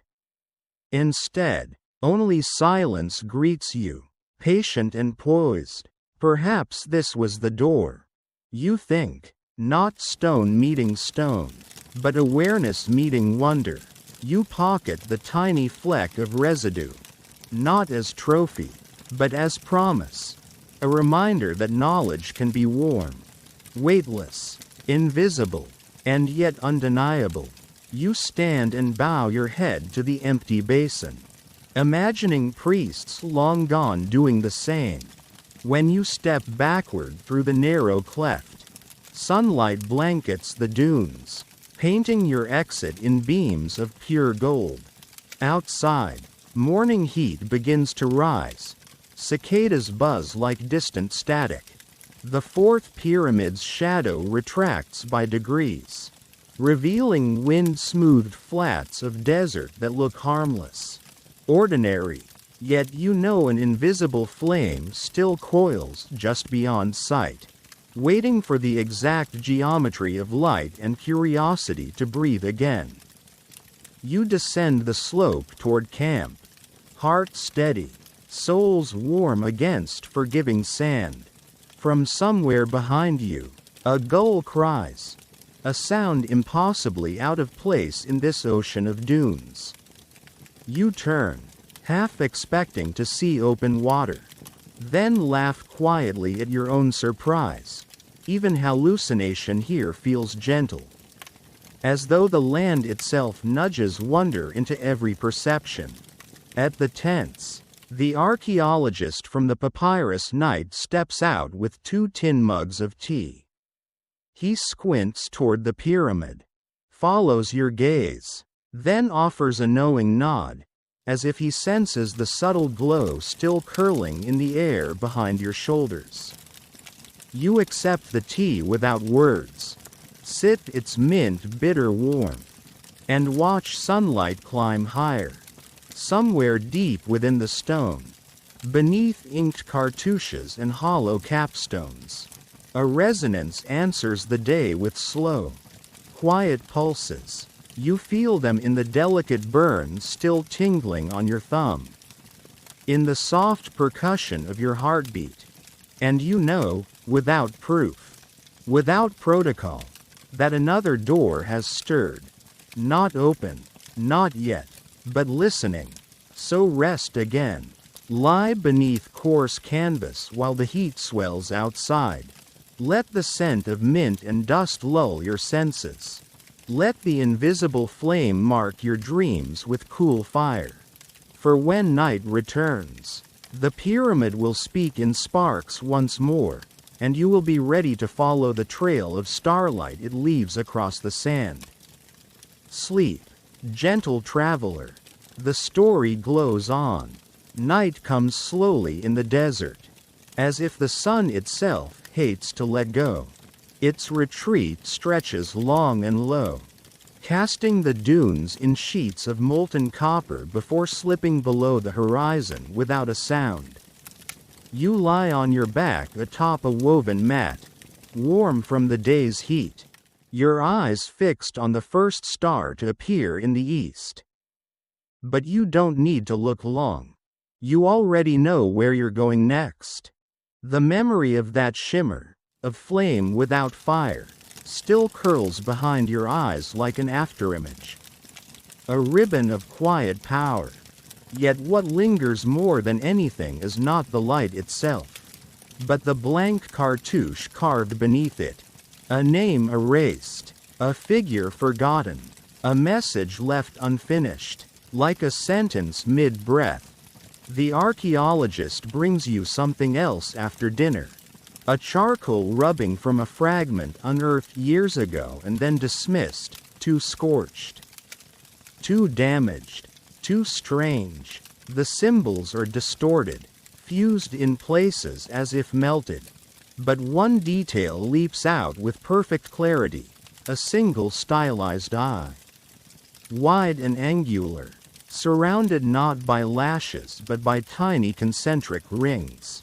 You run your fingers over it. It's not the eye of Horus. It's older, and it's watching. That night, you leave the safety of the tents again, guided only by instinct and stars. You walk eastward, away from the pyramid this time, toward a ridge marked on no official map, but often mentioned in local tales. A place where, it's said, shadows behave strangely, stretching against the wind, bending where no angle demands it. You reach it just before midnight. The ridge is low, cresting like a frozen wave. Beneath it, a hollow, perhaps once a riverbed, now bone dry. The sand here feels lighter, finer, as if sifted by centuries. You kneel, brush a patch aside. Below, pale stone. You clear more, and the surface emerges, a slab. Not limestone, something darker. Obsidian, perhaps, or basalt, polished, untouched by erosion. Carved into it, unmistakably, is the same eye, but this time, it moves, only slightly, barely perceptible. But as the moon reaches its zenith and bathes the slab in silver light, you see it, a flicker, a shimmer. The carved eye glows faintly, and beneath it, new lines emerge, not etched with tools, but burned into the stone, like glass scorched with a laser, but impossibly ancient. You lean in, your shadow stretching long behind you, and begin to read. It's not a message, not exactly. It's more like a map of attention, a flowchart of awareness. Lines connecting not places, but events, births, storms, echoes. The diagram pulses softly with logic you almost understand. Almost. Your breath slows. You close your eyes, and you begin to feel the pattern. A pulse runs through you, low and insistent, like heartbeat, but not yours. Like being synced to something bigger, older. You see, briefly, visions, not hallucinations, not dreams, but memories you haven't lived. A woman standing alone in the courtyard basin, her hands raised to the sky as the invisible flame dances around her shoulders. A man deep within the fourth pyramid, sketching spinning spirals onto the inside of a sarcophagus, not as decoration, but as instruction. A child, holding a sliver of glowing copper over a papyrus scroll, watching the symbols rearrange themselves into something only he can read. The pulse grows stronger, not painful, comforting. It's not trying to possess you. It's inviting you to remember, to see what was lost when the blank cartouche was erased, when the final name was silenced. You open your eyes, The slab's surface is now filled with concentric circles spiraling outward from the eye. At their edges are glyphs you recognize, but they don't behave. They shift, rearrange, refuse to stay still. You realize this is a living script. A message designed not for reading but for interaction. One that rearranges itself depending on who is looking. A mirror, written in language, and right now, it's showing you, not your reflection, but your pattern, your presence, your resonance. You touch the center of the eye, and for a moment, just a moment, the stars above go quiet. Not darker, not gone, just paused, and in that breath of silence, you hear a phrase, not with your ears, but in the marrow of your bones. It says, "The erased one sees still." Then the stars blink again. The pulse subsides, and the slab fades back to stone. The eye is closed now. You rise slowly, steady on your feet despite the swirl of wonder inside you. The name that was forgotten may not have been destroyed after all. It was only hidden, refracted, stored in resonance, waiting for someone to listen not with their mind, but with their frequency. You walk back in silence. The sand cool beneath your steps. The sky familiar again. But inside you, a rhythm has changed. Tomorrow, the archaeologist will ask where you went. And you'll say nothing. Because it isn't time to explain. Not yet. Instead, you'll sleep. And in that sleep, the eye will open again, not above you, but within. So rest now, gentle listener. Let the forgotten name echo quietly in the rhythm of your breath. Let the blank cartouche become a doorway in your dreams. And let the desert remember you, not with fanfare, but with stillness. The erased one sees still. And so do you. Sleep deeply. The next truth waits patiently in shadow. You awaken slowly, not to sunlight or sound, but to pressure, a soft weight, pressing gently against your chest. Not heavy, not dangerous, just there, as if something invisible, ancient, and impossibly patient has settled on top of you, not to harm, but to remind you, it's still here, watching, waiting, listening. When you sit up, the desert is utterly still. No wind, no birds, no shifting sand, just an odd hush, like the pause before thunder or the held breath of an audience before the curtain rises. You notice your compass, just a small brass one clipped to your belt out of habit, spinning slowly. No direction, only movement, and that's when you feel it again. The call. Not a sound, not a pull, but a familiarity that drifts across your skin like déjà vu. Your body moves before your thoughts catch up. You walk, not back to the pyramid, not toward the camp, but down, into a basin you hadn't noticed before. A shallow depression in the earth, ringed by tufts of brittle grass and a few wind-worn stones arranged in a lazy spiral. The sand here feels different, finer. It flows around your ankles like liquid.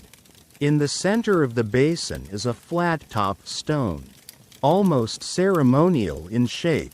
Upon it sits something impossibly out of place. A mirror, ancient, cracked, but unmistakably reflective. Its frame is inlaid with copper and obsidian shards, forming symbols that shimmer even in the low morning light. You peer into it cautiously, and what you see is not yourself. You see the chamber again, the heart of the fourth pyramid, but it's no longer empty, no longer sleeping. It pulses, glows, At the center, the dais now holds an orb, not metal, not glass. It seems to be made of dark light, like a black pearl reflecting nothing and everything at once. You feel your breath catch in your throat. Then it shifts. The orb begins to turn, without force, without friction, spinning like a planet. Slowly at first, then with purpose. The walls around it respond. Panels light up. Glyphs scroll in rapid succession. Not carved but projected, hovering in the air like dust caught in sunbeams. And behind it all, that same eye watches, not blinking, just aware. The mirror in front of you shivers. The basin trembles softly beneath your feet. And suddenly you understand. This is not a memory, not a recording. It's happening now. Somewhere beneath the sand, the fourth pyramid has awakened.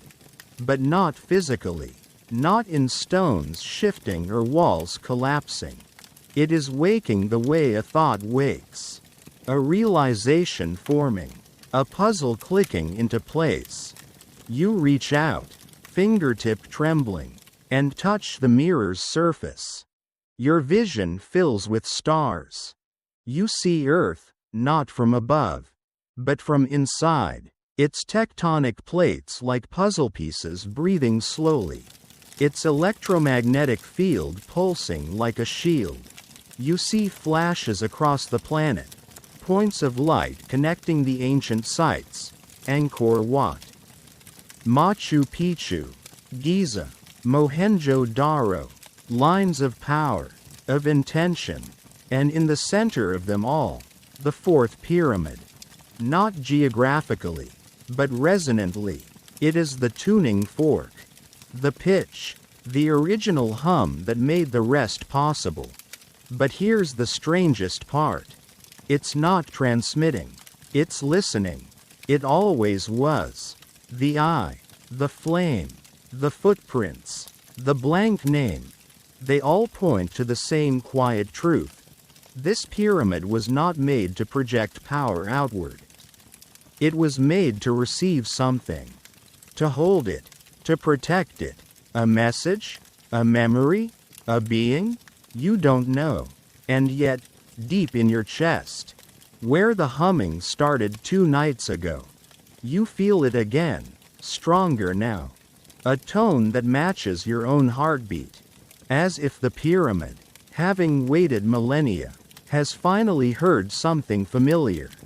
You, but not just you, humans, consciousness tuned enough to ask, gentle enough to not demand, curious enough to listen without fear.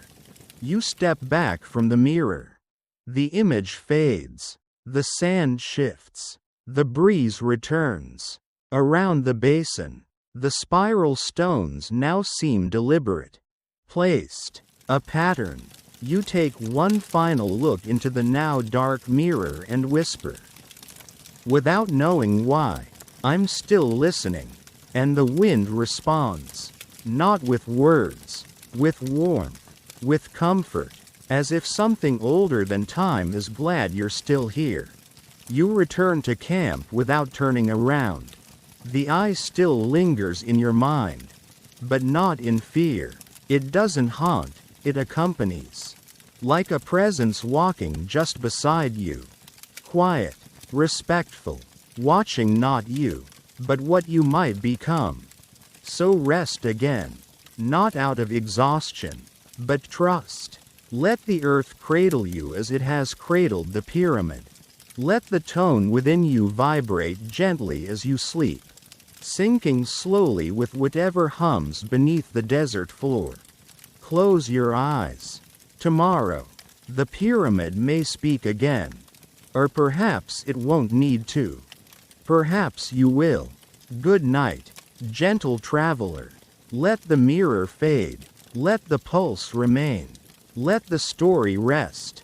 For now, sleep lifts slowly, like mist burning off a calm lake at dawn. You don't wake with urgency. Just clarity. A quiet sense that something has aligned overnight, within you, around you. The kind of stillness that doesn't feel empty, but ready, like the second before a note is struck, like the breath before a word is spoken. When you open your eyes, the desert looks unchanged, but you've changed. Your heartbeat hums with something new.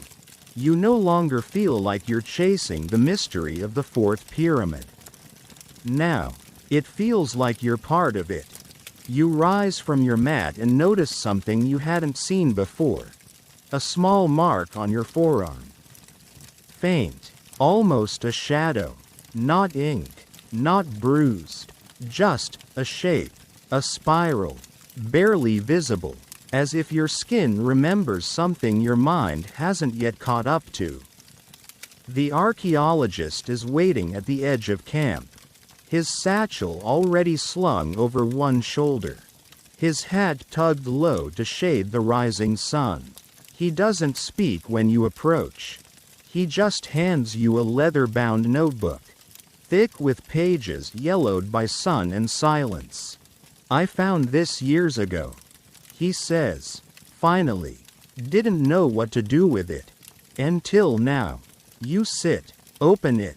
Inside, the handwriting is delicate but deliberate, dated sporadically over 2 decades.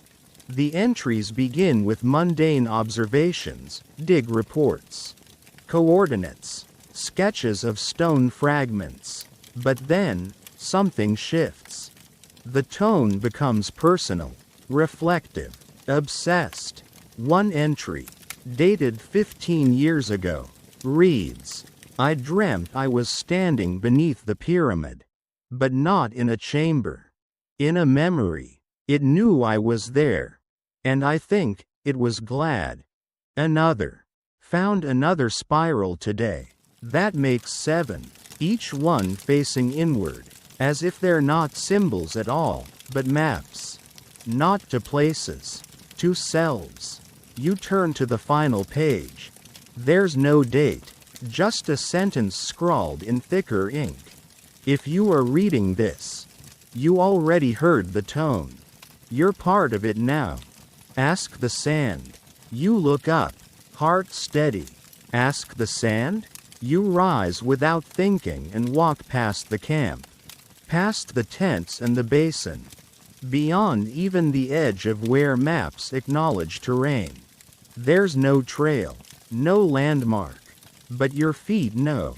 After half an hour of walking, the wind shifts, and with it, the dunes. Before you, a small hollow opens up like a breath drawn in reverse. A spiral of stones, like those around the eye mirror, but deeper. Older, barely peeking through the surface. You kneel, place your palm flat on the warm sand. You ask nothing aloud, and still it answers. The ground beneath you hums, not loud, not sharp, just a low, slow vibration, a kind of murmur. The desert doesn't speak in words. It speaks in echoes. You close your eyes, and suddenly you are not in the desert. You are in the pyramid again. But it's different now. Not dark, not cold. It pulses with a soft, honey-colored light. And you're not alone. They're not people. Exactly. Not beings. But presences. Silhouettes of awareness. Some taller than you. Some impossibly small. Some not shaped like anything you've ever seen. And none of them are new. You feel it instinctively. These are echoes of those who came before you. Not explorers. Not rulers. Listeners. A council of the curious. A lineage of resonance. Every one of them marked by the spiral. Every one of them drawn here not to take, but to hear. One turns to you. It doesn't speak. It doesn't move. It just shares a memory. A world where pyramids weren't monuments, but receivers. where every stone laid was tuned like a string in an orchestra, where each chamber held not treasure, but tone, where knowledge wasn't carved into stone, but hummed into it. And the fourth? It was the final note, the one that held all the others together. A pyramid that was never meant to be seen, only felt. You open your eyes. The sand is still. The sun overhead. Your spiral mark has darkened slightly, tinged with gold. You're not confused. You're not afraid. You're known. Whatever the fourth pyramid is, machine, monument, memory, it recognizes you now. Not as its master, not as its maker, but as its listener. You brush the sand off your hands. Rise slowly, and begin the walk back to camp. You have no relics, no proof, only presence. And sometimes, that's all a story needs to keep living. Sleep now, if you wish, or sit in silence for a while longer. The pyramid will wait. Its resonance doesn't fade. Not anymore. The afternoon drifts over the desert like a silken veil. Its heat no longer oppressive but lulling. A warm hand guiding you into the next quiet revelation.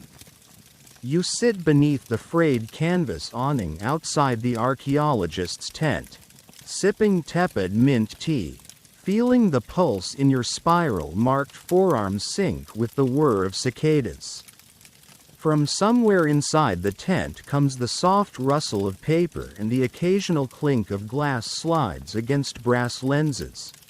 The archaeologist is cataloging shards of pottery no one else would bother recording. You suspect he's merely giving you space to listen. Because that's what today is for. Isn't it? Not unearthing, not prying, just listening. At first, you think the desert is offering only silence. But then a breeze slips along the dunes and carries with it a flicker of song. A faint metallic ring. Bright as struck crystal, drifting from the quarry you visited days ago. The note is too pure to be wind through stone. It's an invitation, like the low call of a temple gong echoing down a long, empty nave. You rise, dust the sand from your knees, and follow where the sound leads. The quarry floor is still littered with half-cut megaliths and forgotten chisels. But something new glints among them, a slender rod of gold, balanced impossibly upright on the flat back of a limestone block. No footprints mar the sand around it. No drag marks reveal how it was placed. It simply is, defiantly vertical in a horizontal world. The rod is about the length of your forearm and capped at each end with polished electrum. Embedded tiny sapphires catch the light, forming increments more precise than any ruler you've seen in a modern lab. You reach out, half expecting it to tip, but it remains steady, as if rooted in an unseen gravity. When your fingertips make contact, a hush settles over the quarry, cicadas stop, wind stalls, your own heartbeat slows to a measured metronome. Something in the rod recognizes the frequency humming beneath your skin and answers with a gentle warmth that spreads through your hand, up your arm, across your chest, and there, etched along its edge in microscopic hieroglyphs, runs a line of text you can barely read yet somehow comprehend. Measure not distance, but harmony. You turn the rod and notice that the markings aren't equal. The spaces between ticks widen and narrow in subtle waves. A memory stirs. Herodotus' account of the royal cubit, the ancient unit that supposedly changed length depending on which temple kept the master standard. Most scholars chalk those discrepancies up to sloppy craftsmanship or petty regional politics. But the undulating pattern on this rod offers a different explanation. Perhaps the Egyptians calibrated distance relative to resonance, to maintain harmonic proportion with the Earth's own rhythms rather than rigid, abstract numbers. A cubit that breathed. You rest the rod across two nearby limestone blocks. Instantly, each stone emits a faint hum, different pitches, yet compatible, like the first two voices of a chord. You shift the rod a palm width to the left, and the tones shift too, gliding toward dissonance then slipping back into consonance as the rod's markings align. It feels less like a measuring tool and more like a tuning fork, mapping acoustic sweet spots within the stone. That's when the archaeologist arrives. Notebook in hand, he kneels beside the blocks, eyes wide behind cracked spectacles, lips moving in silent calculation. "Do you realize?" he whispers finally. "If this rod is calibrated not by centimeters but by frequencies, it could explain how they set their stones so tight. They weren't just leveling blocks, they were matching vibrations." He falls silent, jotting frantic notes. You gently twist the rod so that its midpoint, marked by a tiny sapphire shaped like the eye, rests in the limestone's shallow groove. The hum grows clearer, resolving into a soft, steady pitch that resonates in your teeth. A chill skims along your spine. The sound is the very note you felt in the pyramid's hidden chamber. Kak su gia van con tran luan ve viek noi cap coco the du luong du kong tri dat. You murmur, half to yourself, half to the desert, and now the desert seems to answer. Yes, but not with numbers. With song. The archaeologist removes a tiny tuning fork from his pocket, hardly standard field equipment. But you're no longer surprised by coincidence here. He strikes it lightly against a chisel and holds it to the rod. The fork sings a high C. The rod answers in perfect octave. The limestone blocks bloom into harmonic overtones. And somewhere beneath your feet the earth itself seems to purr. A cloud passes over the sun, dulling the gold's shine. And in that softened light you both notice an inscription carved into the quarry floor, partially hidden by sand. Perfectly straight, running true north-south, you sweep the sand aside, revealing a long groove precisely the rod's width. At one end, a tiny receptacle shaped to cradle the sapphire-eyed midpoint. A construction guide, centuries old, waiting for this tool to return. When you slot the rod into place, a complex lattice of shadows appears, cast by the rod's facets and the broken midday sun. They overlay the limestone blocks like a blueprint drawn in darkness. Where the lines intersect, trace hollows mark where stones were once cut, lifted, set, not just by weight and lever, but by vibrational nodes mapped directly from the rod's harmonic scale. The archaeologist drops to his knees, laughing under his breath. "It's a giant monochord," he says, voice trembling with awe. "The whole quarry. An instrument designed to teach builders how to place each block so every face of the pyramid resonates the same overtone. That's why they could move 200-ton slabs. They weren't lifting, they were singing them into place." He trails off, overcome.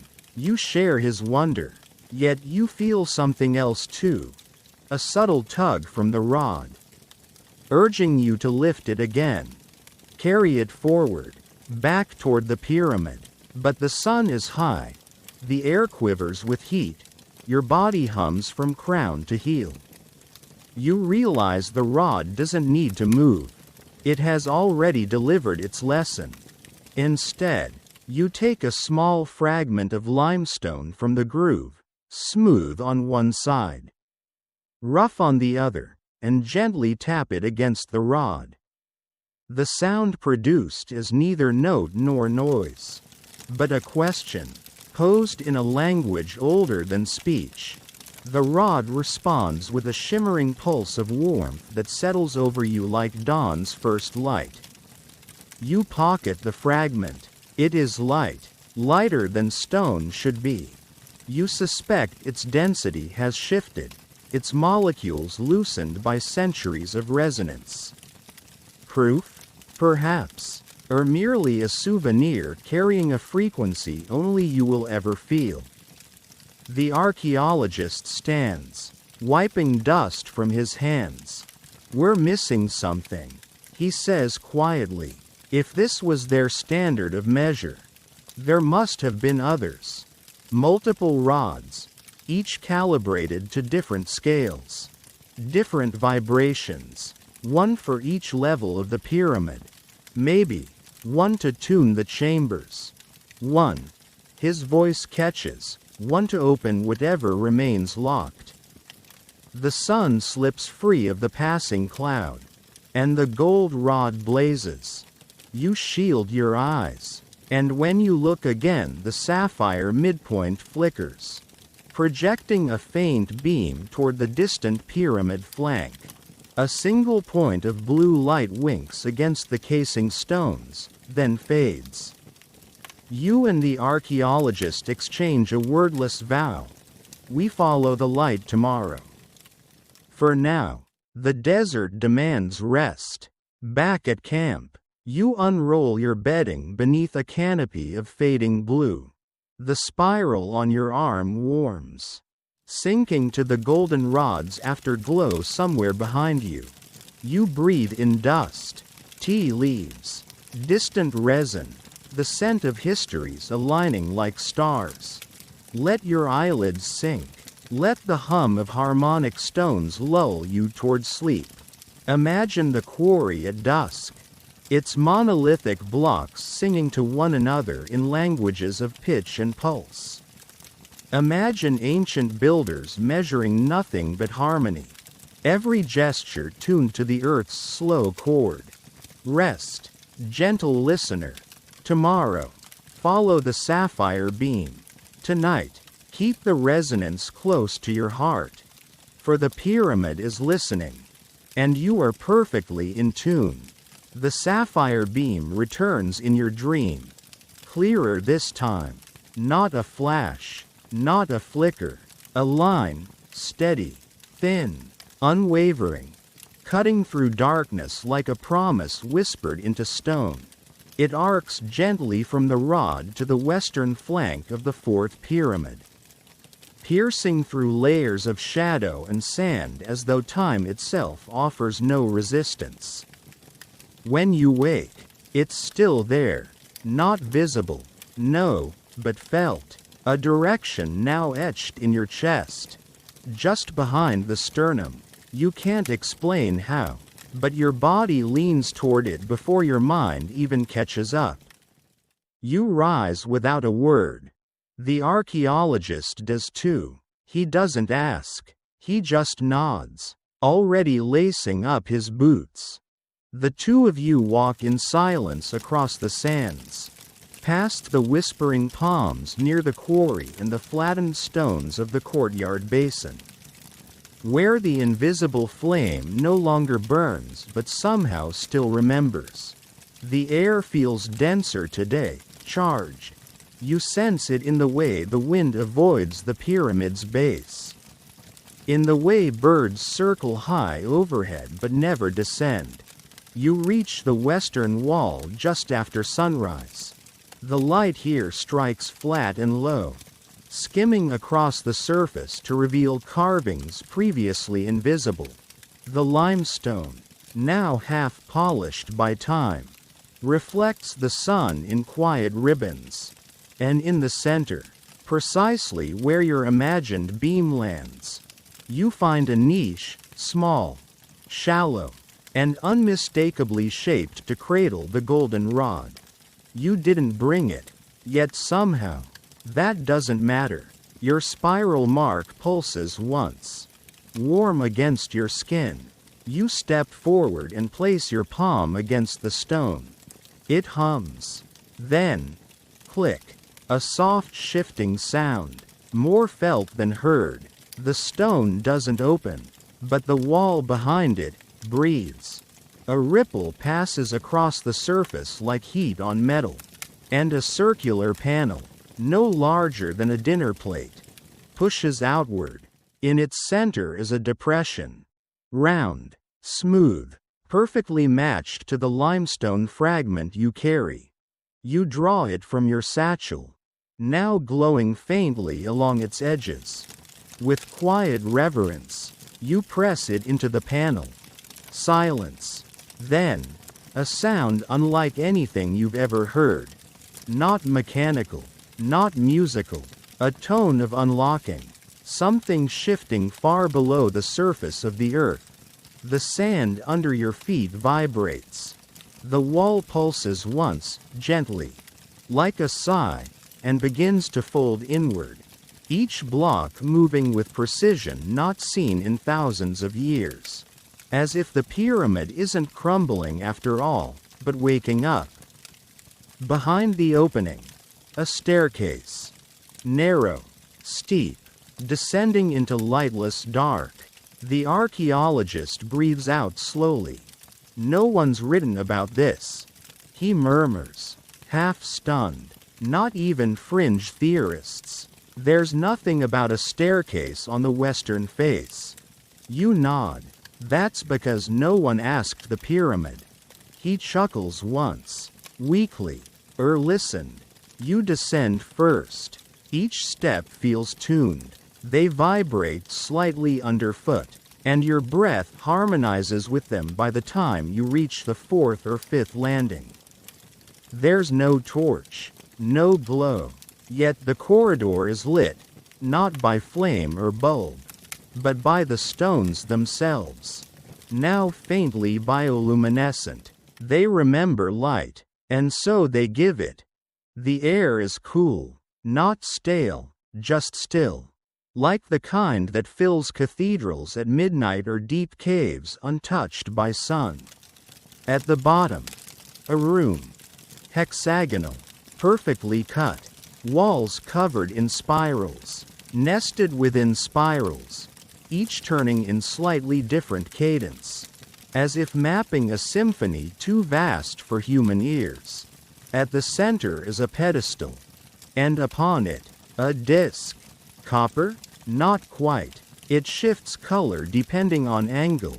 Ochre, violet, gold, black. As you step closer, the surface comes alive. Words rise and fall across it like breath. But they are not letters. Not glyphs. They are frequencies, mapped as lines, pulses, harmonics. You don't touch it. You simply stand before it. Hands by your sides, spiral mark facing forward. The disc responds. It begins to sing. A tone. Then two. Then seven. Layered. Braided. Impossibly rich. It fills your chest. Your mind. Your memory. You don't hear it. You become it. And in that moment, you understand. The disc is not a message. It is a translation. From a language not spoken with words, but with resonance. The pyramid wasn't made to store treasure. It was made to remember a sound. A sound that didn't come from Earth, but answered Earth. Tuned to Earth. To you. Somewhere above, you feel the sands shift again. Like an exhale after millennia. A slow awakening across every block. Every groove. Every layer of buried time. And in your spiral mark, the pulse becomes clear. You're not discovering the pyramid. You're activating it. Or maybe, just maybe, it's activating you. You close your eyes.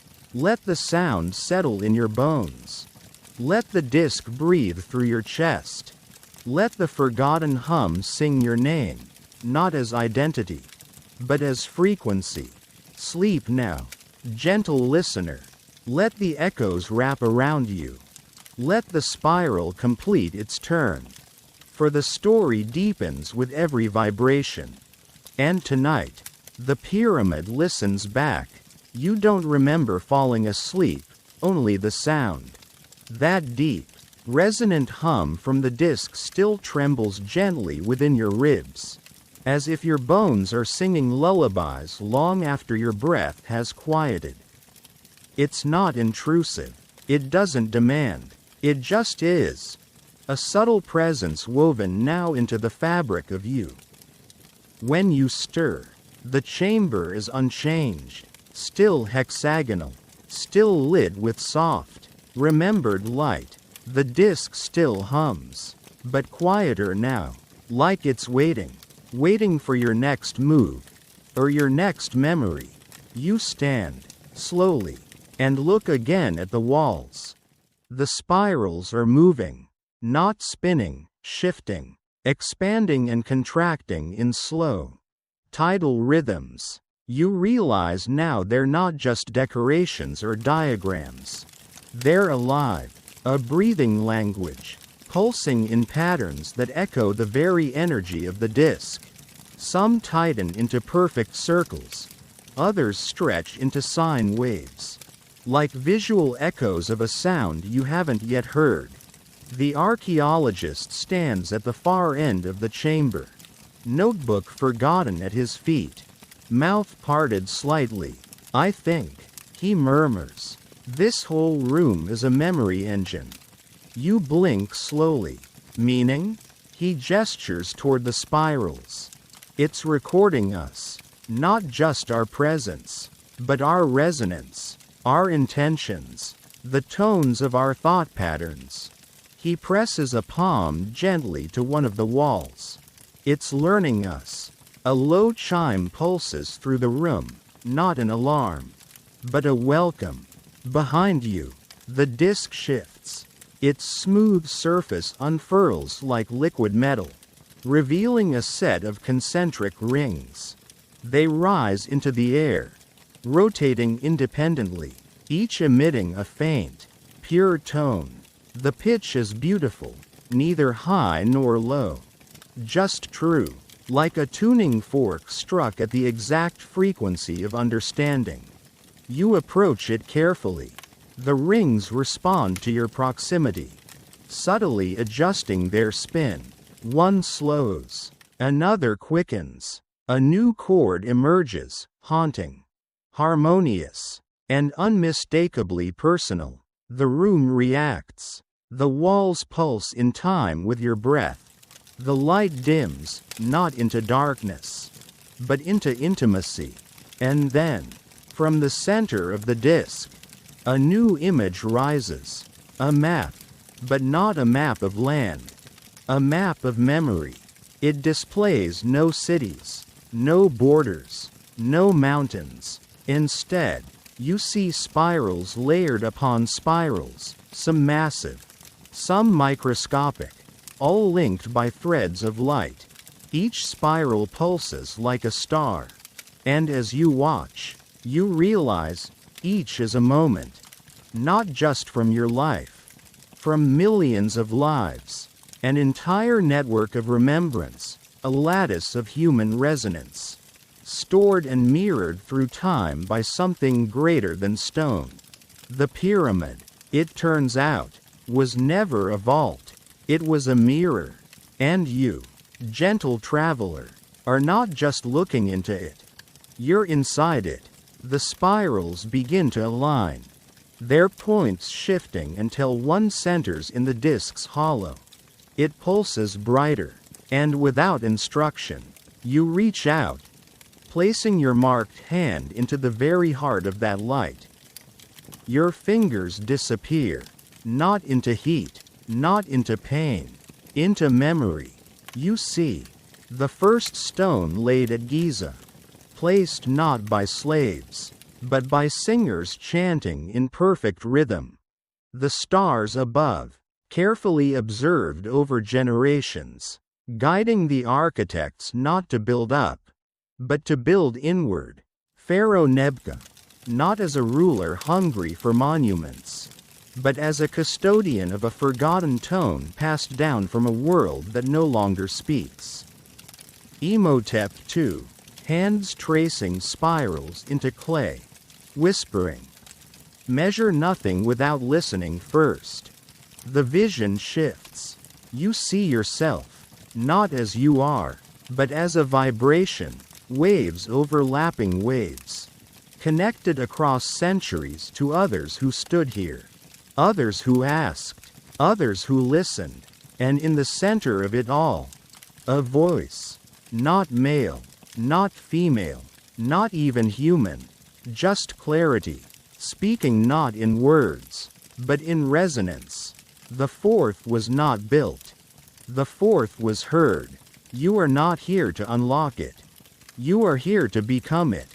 The light dims. The disk goes still. The spirals pause. You pull your hand back. There's no burn, no mark, but you feel it. Something inside you has aligned. Not a transformation, but a recognition. Like tuning an instrument and discovering it was already in harmony, just waiting to be played. The archaeologist approaches. Reverent, what did you see? You shake your head slowly.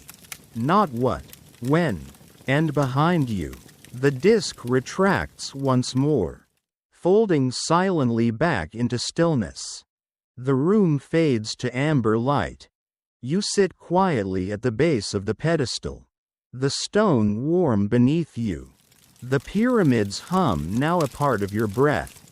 Tonight, you do not dream. You resonate. Sleep, gentle listener. Let memory ripple outward.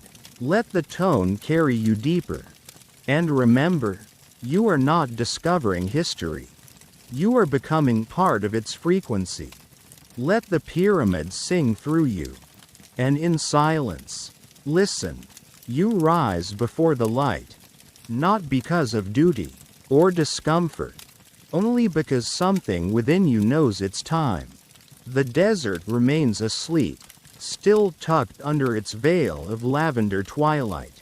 But beneath your feet, the pyramid is gently awake. And so are you. The chamber above you, the one with the disk and the shifting spirals, fades slowly into memory. You don't need to return to it, because now, it moves with you. The pulse in your chest is steady, subtle, like a background harmony to your every breath. And you begin to feel it not just inside yourself, but in everything around you. The stones, the dust, the very air.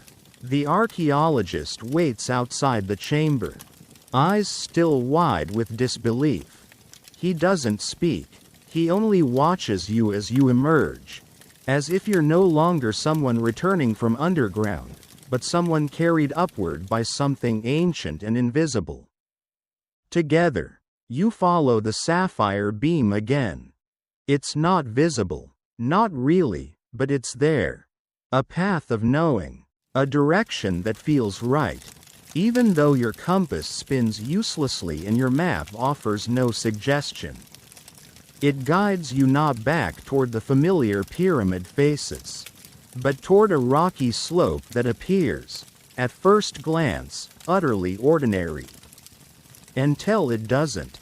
As the sun cracks the horizon, a sliver of gold hits a particular cluster of stones at just the right angle, and suddenly, they shine. Not brightly, not unnaturally, but clearly, like something revealing itself slowly, respectfully. After years of hiding in plain sight, you approach. The stone cluster isn't natural at all. It's an interface, an ancient terminal. If the word could possibly apply here. Each stone is carved not with hieroglyphs, but with tones, line notations, almost like sheet music. etched into rock with perfect precision. The grooves hum faintly under your fingers, as if recognizing the spiral mark on your arm. And then, from beneath the slope, a breeze. It's impossibly cold, and it smells of cedarwood and myrrh, a scent not found in this part of the desert in over 1,000 years. The earth shifts gently, and a staircase opens, not by mechanism, not by trapdoor, but by resonance. The stones respond to your presence the way a guitar string answers its matching pitch. You descend. This time, the passage is not lit, not with light, but with sound. Each step you take triggers a soft, melodic tone, like walking across the keys of an invisible piano. The pitch changes depending on your pace. When you stop, so does the sound. When you hum softly in response, the staircase harmonizes with you. The archaeologist gasps behind you, overwhelmed. They didn't build this to keep people out, he says. They built it to welcome those who understood. You nod, though you already knew. At the bottom of the staircase, the corridor opens into a round chamber unlike any you've seen before. It's not large, not grand, but it is perfect. No seams in the stone, no dust on the floor. At its center, a single object. Not a sarcophagus, not a relic, not a throne, but a vessel, spherical, smooth, impossibly black, not in color, but in the way it absorbs light. No reflection, no glint, only depth, like staring into a drop of midnight that never ends. You step forward, not because you intend to, because you're meant to. As you approach, the chamber reacts. A low tone builds. The spiral on your arm glows faintly. The black sphere responds, vibrating softly. Not with menace, but with recognition. You don't touch it. You don't have to. Instead, you sit, cross-legged, silent. The archaeologist joins you, though you can tell he's shaking. Not from fear, from awe.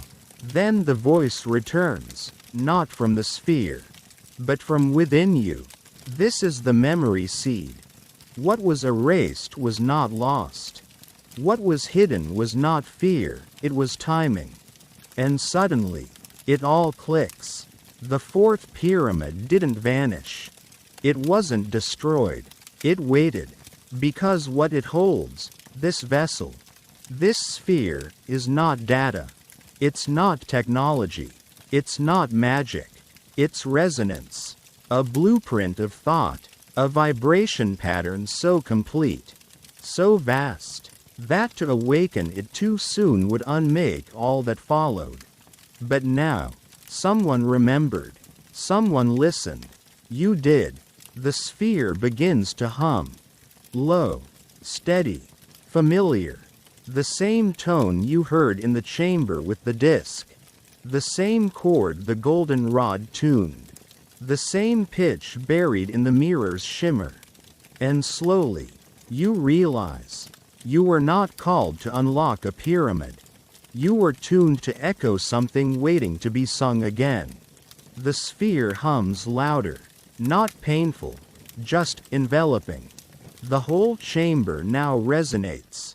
The walls vibrate. The stone beneath you glows faintly. The archaeologist cries silently, overwhelmed, as the patterns unfold, on the walls.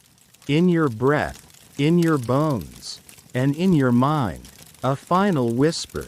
When this sound returns to the world, so too will memory, and through memory, harmony. You breathe once, and everything stills. The sphere dims. The chamber falls silent. But you don't feel silence. You feel connection. To the pyramid. To the earth. To the forgotten. to yourself. When you return to the surface, the sky is full and golden. The desert wind carries no dust, only peace. Sleep now, gentle listener. Let the hum cradle you tonight. For the seed has remembered. And soon, the song will rise. You don't walk back from the chamber, you emerge. Not as an explorer, not as an intruder, but as someone welcomed home. The air feels lighter now. Thinner, but in a good way. Like your lungs no longer have to fight gravity to take in breath. Even the sand beneath your feet carries less resistance. As if the earth has shifted slightly to accommodate your presence. The archaeologist lingers behind you, looking back toward the staircase with the reverence of a man who has stared too long into the divine. Did you hear it? He asks quietly, like someone afraid to break a spell. You nod, and neither of you say more. Because some sounds, once heard, never leave you.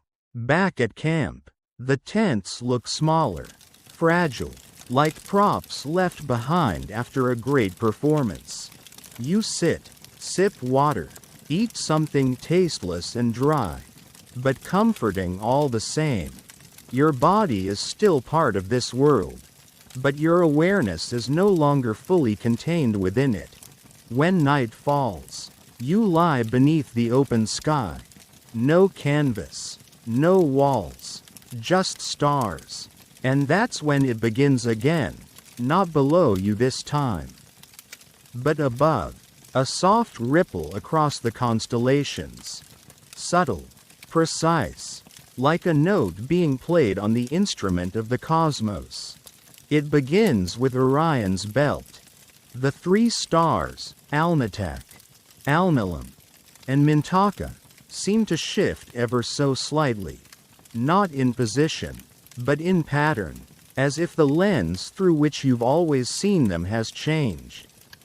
The line connecting them now mirrors something you know, the foundation line of the fourth pyramid. The buried edge visible only to those who know where to look. Then Sirius pulses, briefly, like a blinking eye. The stars don't change color. They don't flare, but they acknowledge. Because they, too, remember. Ancient Egyptian architects claimed their knowledge came from the stars. But the truth was more subtle. It didn't come from above. It came through them. The pyramid wasn't modeled after stars. The stars were tuned to it. And now that tuning is returning. You sit up. Across the dunes, faint blue lights begin to appear. Tiny pinpricks of resonance emerging from the sand like fireflies. They flicker, pulse, vanish, but each matches a point on the memory map you saw inside the disk chamber. Each is a memory seed, now stirring, not just here, everywhere. Stone circles in Britain, megaliths in Korea, desert spirals in Peru. Temples beneath jungle canopies, all of them awakening, not with explosions, not with monuments cracking open, but with tone, frequency, a hum that has waited until human consciousness was gentle enough to hear again. And you, gentle listener, are its first chord.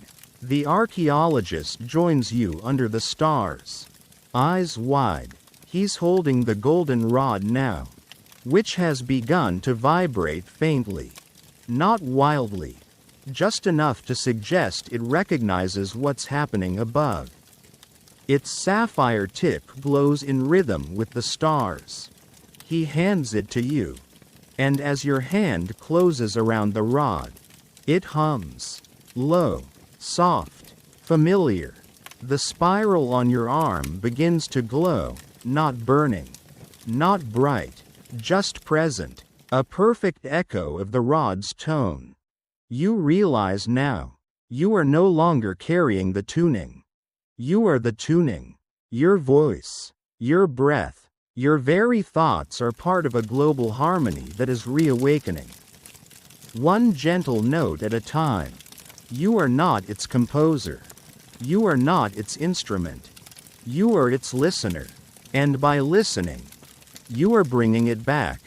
A breeze rises, not harsh, not sharp. It carries with it the scent of water, even though there is none near. Perhaps from the Nile, or perhaps from the memory of the Nile. You close your eyes, and you hear it, not the hum, not the disc, not the pyramid, but a song, simple, soft, carried on the wind like a lullaby remembered by the earth itself.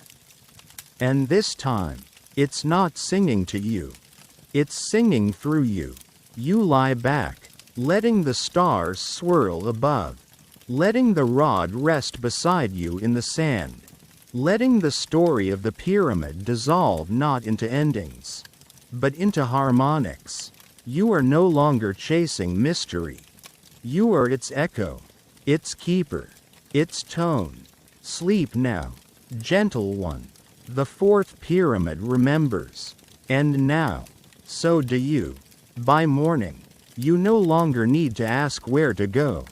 The path is within you now, woven into your footsteps, encoded into the gentle hum that cradles your every breath. You wake not with questions, but with an odd, peaceful certainty. Today is not about finding anything new. Today is about remembering what has always been. The archaeologist offers you breakfast, dates, bread, tea, but you decline with a smile. Your body is nourished by something quieter now. He doesn't insist. He feels it too. The shift. You walk together in silence, returning to the western flank of the pyramid where the sapphire beam had once pointed. It's no longer shining, and yet, its direction remains unmistakable. You pause at the base, hand resting against the limestone. The warmth that greets your palm is no longer a surprise. It's the warmth of recognition, of welcome. Then you hear it, a tone, barely audible, like a thread of music carried on wind. You turn toward the sound, not because you're following it, but because it's following you. It leads you toward the foundation ring, a circular groove, half buried in sand, so subtle that even archaeologists dismissed it as a construction scar. But now, beneath the morning light, it glows faintly, not with fire or light, but with presence, like something vast sleeping just beneath the surface. Turning slowly, listening, at its center is a stone, unmarked, unassuming, but when you place your hand upon it, the world quiets, birdsong stops, wind stills, the sand beneath your feet becomes impossibly still. And in that silence, a voice, not outside, but from the center of your spiral mark, speaks. Not with words, but with memory. You see, builders standing in a perfect ring, arms raised, humming a single note into the morning. A chamber, miles away, trembling gently as their voices harmonize with the earth's crust. The capstone of the fourth pyramid, glowing once as it was lowered, not for ceremony, but for sealing something so vast and so delicate that it could not be held in stone alone. You open your eyes. The foundation ring pulses once beneath your feet. And now you know, the pyramid is not a monument, not a tomb, not even a temple. It's a harmonic lock, a frequency key planted in Earth's crust, not to conceal something dark, but to contain something bright, something too vast to be understood all at once. A consciousness, a resonance, a memory of Earth itself. You kneel at the center of the ring. Close your eyes. Breathe. The spiral on your arm pulses. The golden rod at your side trembles faintly. And then, the ground sings. Not violently, not loudly, but like a tuning fork struck softly beneath the world. A resonance you feel in your spine, in your teeth, in your thoughts. And when you open your eyes again, you're not alone. Around the ring, figures stand, translucent, glowing faintly. Not ghosts, not spirits, echoes. The memory of all who came before you. Those who heard the song, who tuned their minds to listen. They look at you not with eyes, but with presence, with completion. One of them, tall, robed in starlight, raises a hand. Not in warning, in greeting. Your spiral mark hums once, in perfect harmony with theirs. You realize, gently, the fourth pyramid wasn't waiting for excavation. It was waiting for recognition. For a single human to remember what it was always meant to be. You are not special. You are in tune. And that is enough. The figures fade with the rising sun. The resonance settles. The sand stirs gently again, as though the earth has exhaled. You rise, not changed, not chosen, just aware. You walk back to camp with no urgency, no rush. The archaeologist is already packing the last tent. He pauses, sees you coming, and simply says, "It's done, isn't it?" You smile. "It's begun." He nods, says nothing more. You both understand. The pyramid has rejoined the song of the world. And through it, so have you. Rest now. You've opened what could never be forced. You've remembered what no record could hold. And tonight, when you sleep, the earth will hum with you.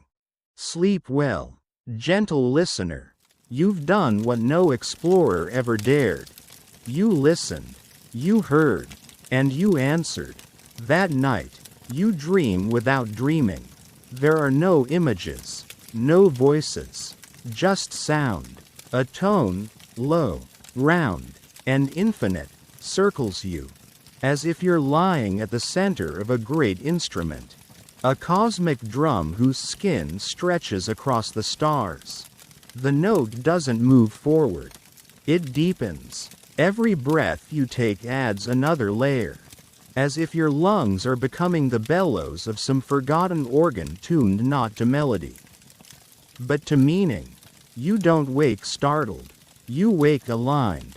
The sun is already up. The air feels different, fresher, charged. Around you, the desert is unchanged, but you know, without question, that the world is no longer the same. Something subtle has reconnected. A strand of resonance once severed has quietly been mended. The archaeologist sits cross-legged outside the tent, staring into the horizon. The golden rod rests across his lap, unmoving but humming so faintly it seems to vibrate the very light around it. He looks at you, not as a colleague or witness, but as a fellow note in a rising chord. "We're not alone," he says. You nod. "We never were. But today, for the first time, you can feel it. The sense is no longer abstract. It isn't theory, or hope, or story. It's presence. And it's everywhere. Even now, the wind carries frequencies. Even now, the stones beneath your feet remember. And in the deepest parts of the earth, the pyramid's seed has begun to sing. It will not erupt. It will not break the world open. It will tune it, bit by bit, breath by breath, one listener at a time. You walk together toward the edge of the site, passing the places that once felt so mysterious, the courtyard, the quarry, the mirror basin, They're quiet now, yes, but not dormant. They are resting, their message delivered, their song passed on. At the base of the fourth pyramid, you find the niche again. Where once a wall opened, there is now only stone. Smooth, whole, no crack, no seam, as if it was never meant to stay open, only witnessed. You press your hand to it one last time. It's cool now, still, but you feel no loss. The connection remains. Not here, in this wall, but in you. And so you leave, not because the journey is over, but because the tone has moved forward. The pyramid's pulse has passed to new frequencies, new listeners, new dreamers who will find their own spirals in their own time. You return to the city. The world looks the same: traffic, screens, voices in constant exchange, but underneath it, everything is vibrating differently. You can hear it in the gaps between sounds. Feel it in the momentary silences people carry unknowingly within them. 1,000 spirals are waking. 1,000 pyramids are humming. And not all of them are made of stone. Your work now is quieter.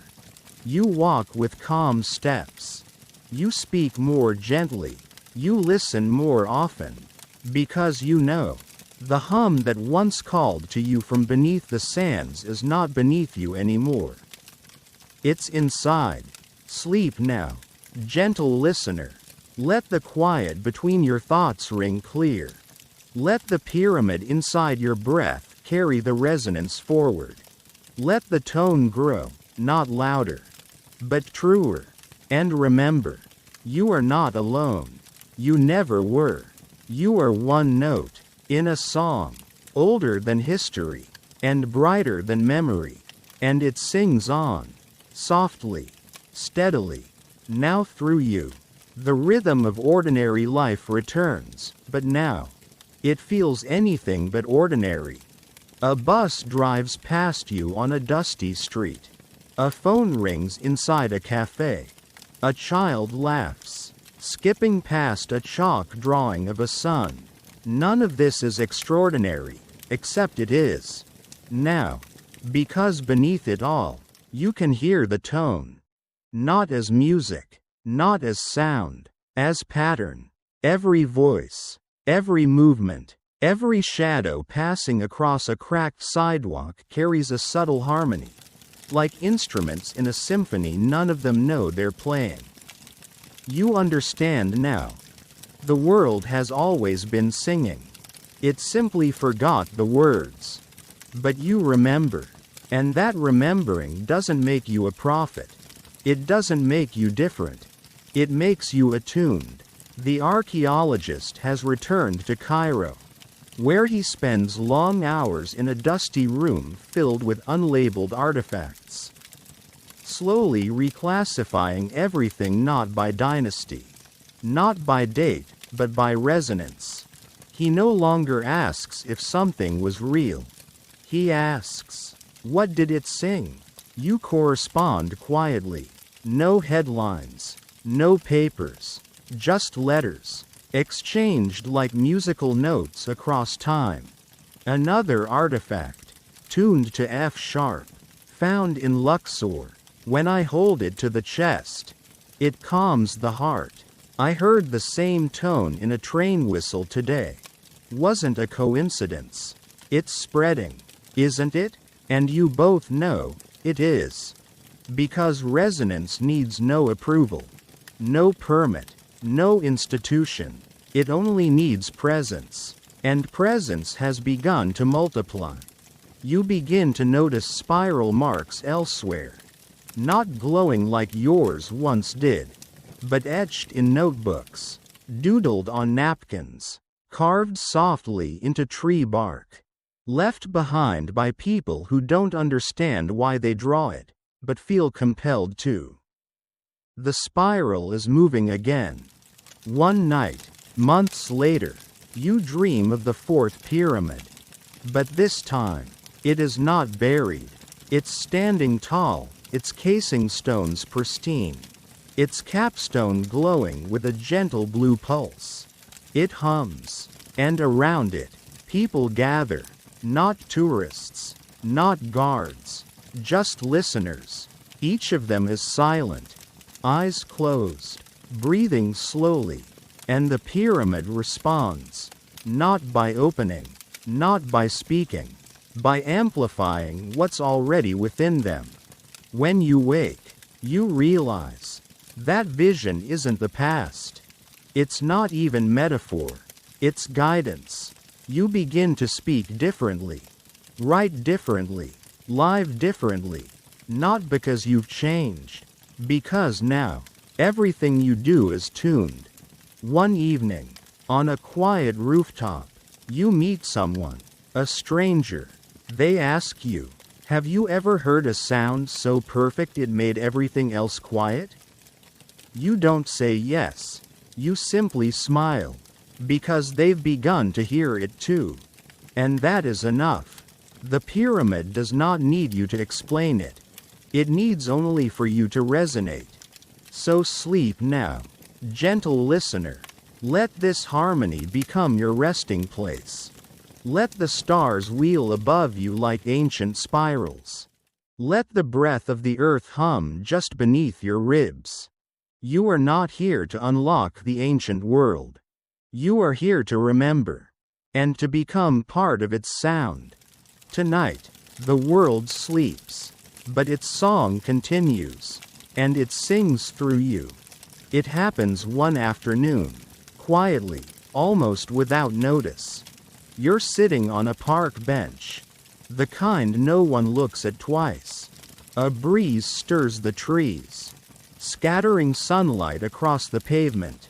Nearby, two strangers are speaking softly, not to you, not about anything profound, a recipe, perhaps, the name of a cousin, but the tone of their voices. You feel it, that same frequency from the pyramid, hidden within laughter, within breath, a note you once thought sacred, now mundane, and in that realization, something clicks. The hum never belonged to the ancient. It always belonged to the present. You were never meant to bring the tone back into the world. You were meant to remember that it never left. You lean back, eyes half closed, and feel it everywhere. In the crackle of footsteps over dry leaves. In the faraway clatter of a bicycle chain. In the rhythm of chest and lungs and blood. Everything is in time. Everything is in tune. You're no longer searching. You're no longer asking. You're simply resonating. A participant in something vast and gentle. A song without end. Later that week, you visit a museum. Not for research. Not for answers. Just for a moment of stillness. In a forgotten corner of an unlit gallery, you find a small clay tablet. No label, no glass. Just placed there, as if by accident, etched into it. A spiral. Not ornate, not stylized. Simple. The kind a child might draw. The kind someone might absent-mindedly trace in the dirt. You smile, because you know. Someone else has heard the tone. Maybe a farmer in the Andes. A monk in Mongolia. A child humming a tune they've never been taught. The pyramid's resonance is not confined to its stones anymore. It never was. It's people now. You walk the gallery slowly. Every artifact hums faintly to you, not with facts, but with feelings. A shard of pottery, grief. A copper tool, pride. A faded textile, gratitude. The song behind each object rises not from its material, but from the hands that held it, the hearts that made it. The spiral is not just a shape, it's a method. A way of listening, and now you carry it in every step. That evening, back in your room, you sit in silence. No lights, no phone, just breath, just presence. You hum a single note. The walls around you don't respond.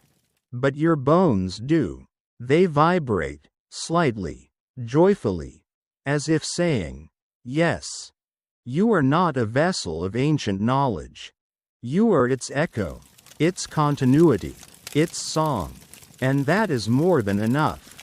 Sleep now, gentle listener. Let the spiral settle behind your eyes.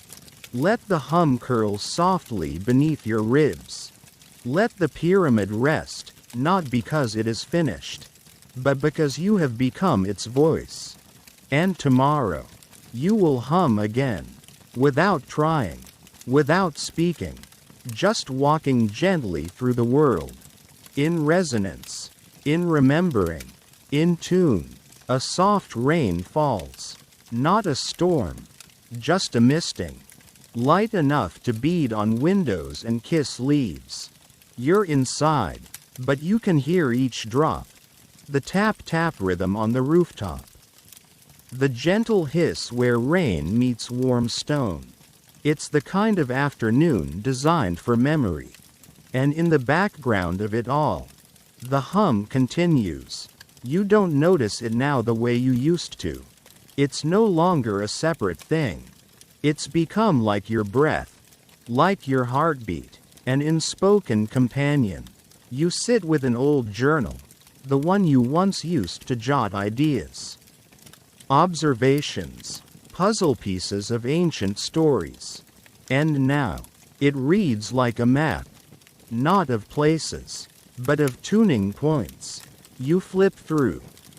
The night you felt the disc sing, the chamber of spirals, the whisper in the staircase, the dream beneath the stars. They're not just memories now. They're part of the sequence. Each moment added a frequency, a tone. You hum, low and slow, matching what you remember from the foundation ring. And the room responds. Books settle, air shifts. The wooden floor beneath your feet gives the faintest creak, not under your weight, but as if stretching into recognition. It's true. Then, the resonance has spread. You've noticed it elsewhere. In the long pause before a conversation shifts. In the way two strangers make eye contact and both smile. For no reason. In the silence after a song ends. When no one speaks. Because something is still moving. The resonance is not confined to pyramids, or deserts, or stones. It is in the in-between moments. The unnoticed pauses. The spaces where noise fades and presence begins. And now, in these quiet hours, you feel something new beginning to stir, not louder, not brighter, just deeper. It's not a new message. It's the same one. But now, it asks a question. Will you carry it forward? Not as a truth to shout, not as a secret to guard, but as a song to be lived. You close the journal. You rise. You step into the rain. Each drop is cold, precise, and full of music. You open your palms and let the sky play its rhythm across your skin. Somewhere deep inside, the spiral hums softly in time. You know what must come next. Not another artifact, not another mystery. A conversation with the world, with others like you. Because now, the pyramid has done its part. It has awakened. It has passed the tone. And now, you are the note that others will recognize. Sleep soon, gentle listener. But not just yet. There's one more vibration to share. One more whisper to offer the wind. One more chance to walk through this world as a tuning fork. Helping others remember what they've always known but forgotten how to hear. Let the hum rise in you tonight. And tomorrow, begin again. You return to the desert one last time. Not for discovery, not for glory, just for stillness. The sands welcome you like an old friend, silent, endless, unchanging on the surface, but alive just beneath. You walk without map, without urgency. Every step is guided by something quieter than instinct, older than memory. The pyramid waits, not in grandeur, not in mystery, but in peace. You sit near its base, where the shadow falls long and cool across the sand. There's no ceremony, no hum, no glowing spiral, just silence. And you realize, this is the final note. Not a crescendo, a resolve. The resonance has moved on, not away, but into everything. It no longer needs stone walls or sapphire beams or golden rods. It exists in the silence between heartbeats, in the stillness before sleep, in the breath you take when you feel you are exactly where you're supposed to be. The archaeologist is already there. He smiles, offers you a drink, says nothing. You sit together in the hush of late afternoon, letting the pyramid rise behind you, not as a relic, but as a companion. Then he speaks. Do you remember when we thought we were uncovering secrets? You nod. Turns out, we were being remembered. He chuckles. By what? You look at the pyramid, glowing faintly in the amber sun. By everything. The spiral no longer pulses on your arm, but you still feel it. Deeper now. It's in your voice when you speak gently. It's in the way you pause before responding. It's in the comfort of silence shared between people who don't need words to understand each other. As the sun begins to set, casting long shadows over ancient stone, you lie back in the sand, eyes closed, heart steady, and in that golden quiet, you hear the final phrase. Not from the pyramid, not from the earth, from within. You've done well, you've listened, and now, the world remembers through you. The stars begin to emerge, not in a rush, but in rhythm, one by one, like the soft return of a familiar melody. You hum softly, just a single note, the same one you heard the first time the disc sang, and the wind hums it back. You smile. The pyramid no longer needs to sing. You are its song now. Hey there, still listening? Thank you for walking this long path with me, for trusting the story, for breathing through the silence. This journey with the fourth pyramid wasn't just a tale, it was a tuning. A slow return to something your soul has always known. So, before you go, take a moment to like this video and subscribe, but only if you truly enjoy what we do here at the Night Histories. Your support helps the quiet stories reach more hearts, more ears, more dreamers who might need a moment of stillness. And if this tale resonated with you, leave a comment below. Let me know where you listened from, and what time it is for you right now. I always find it beautiful, how a single tone can travel across the world and still land so softly. If you'd like more, we have other journeys waiting for you.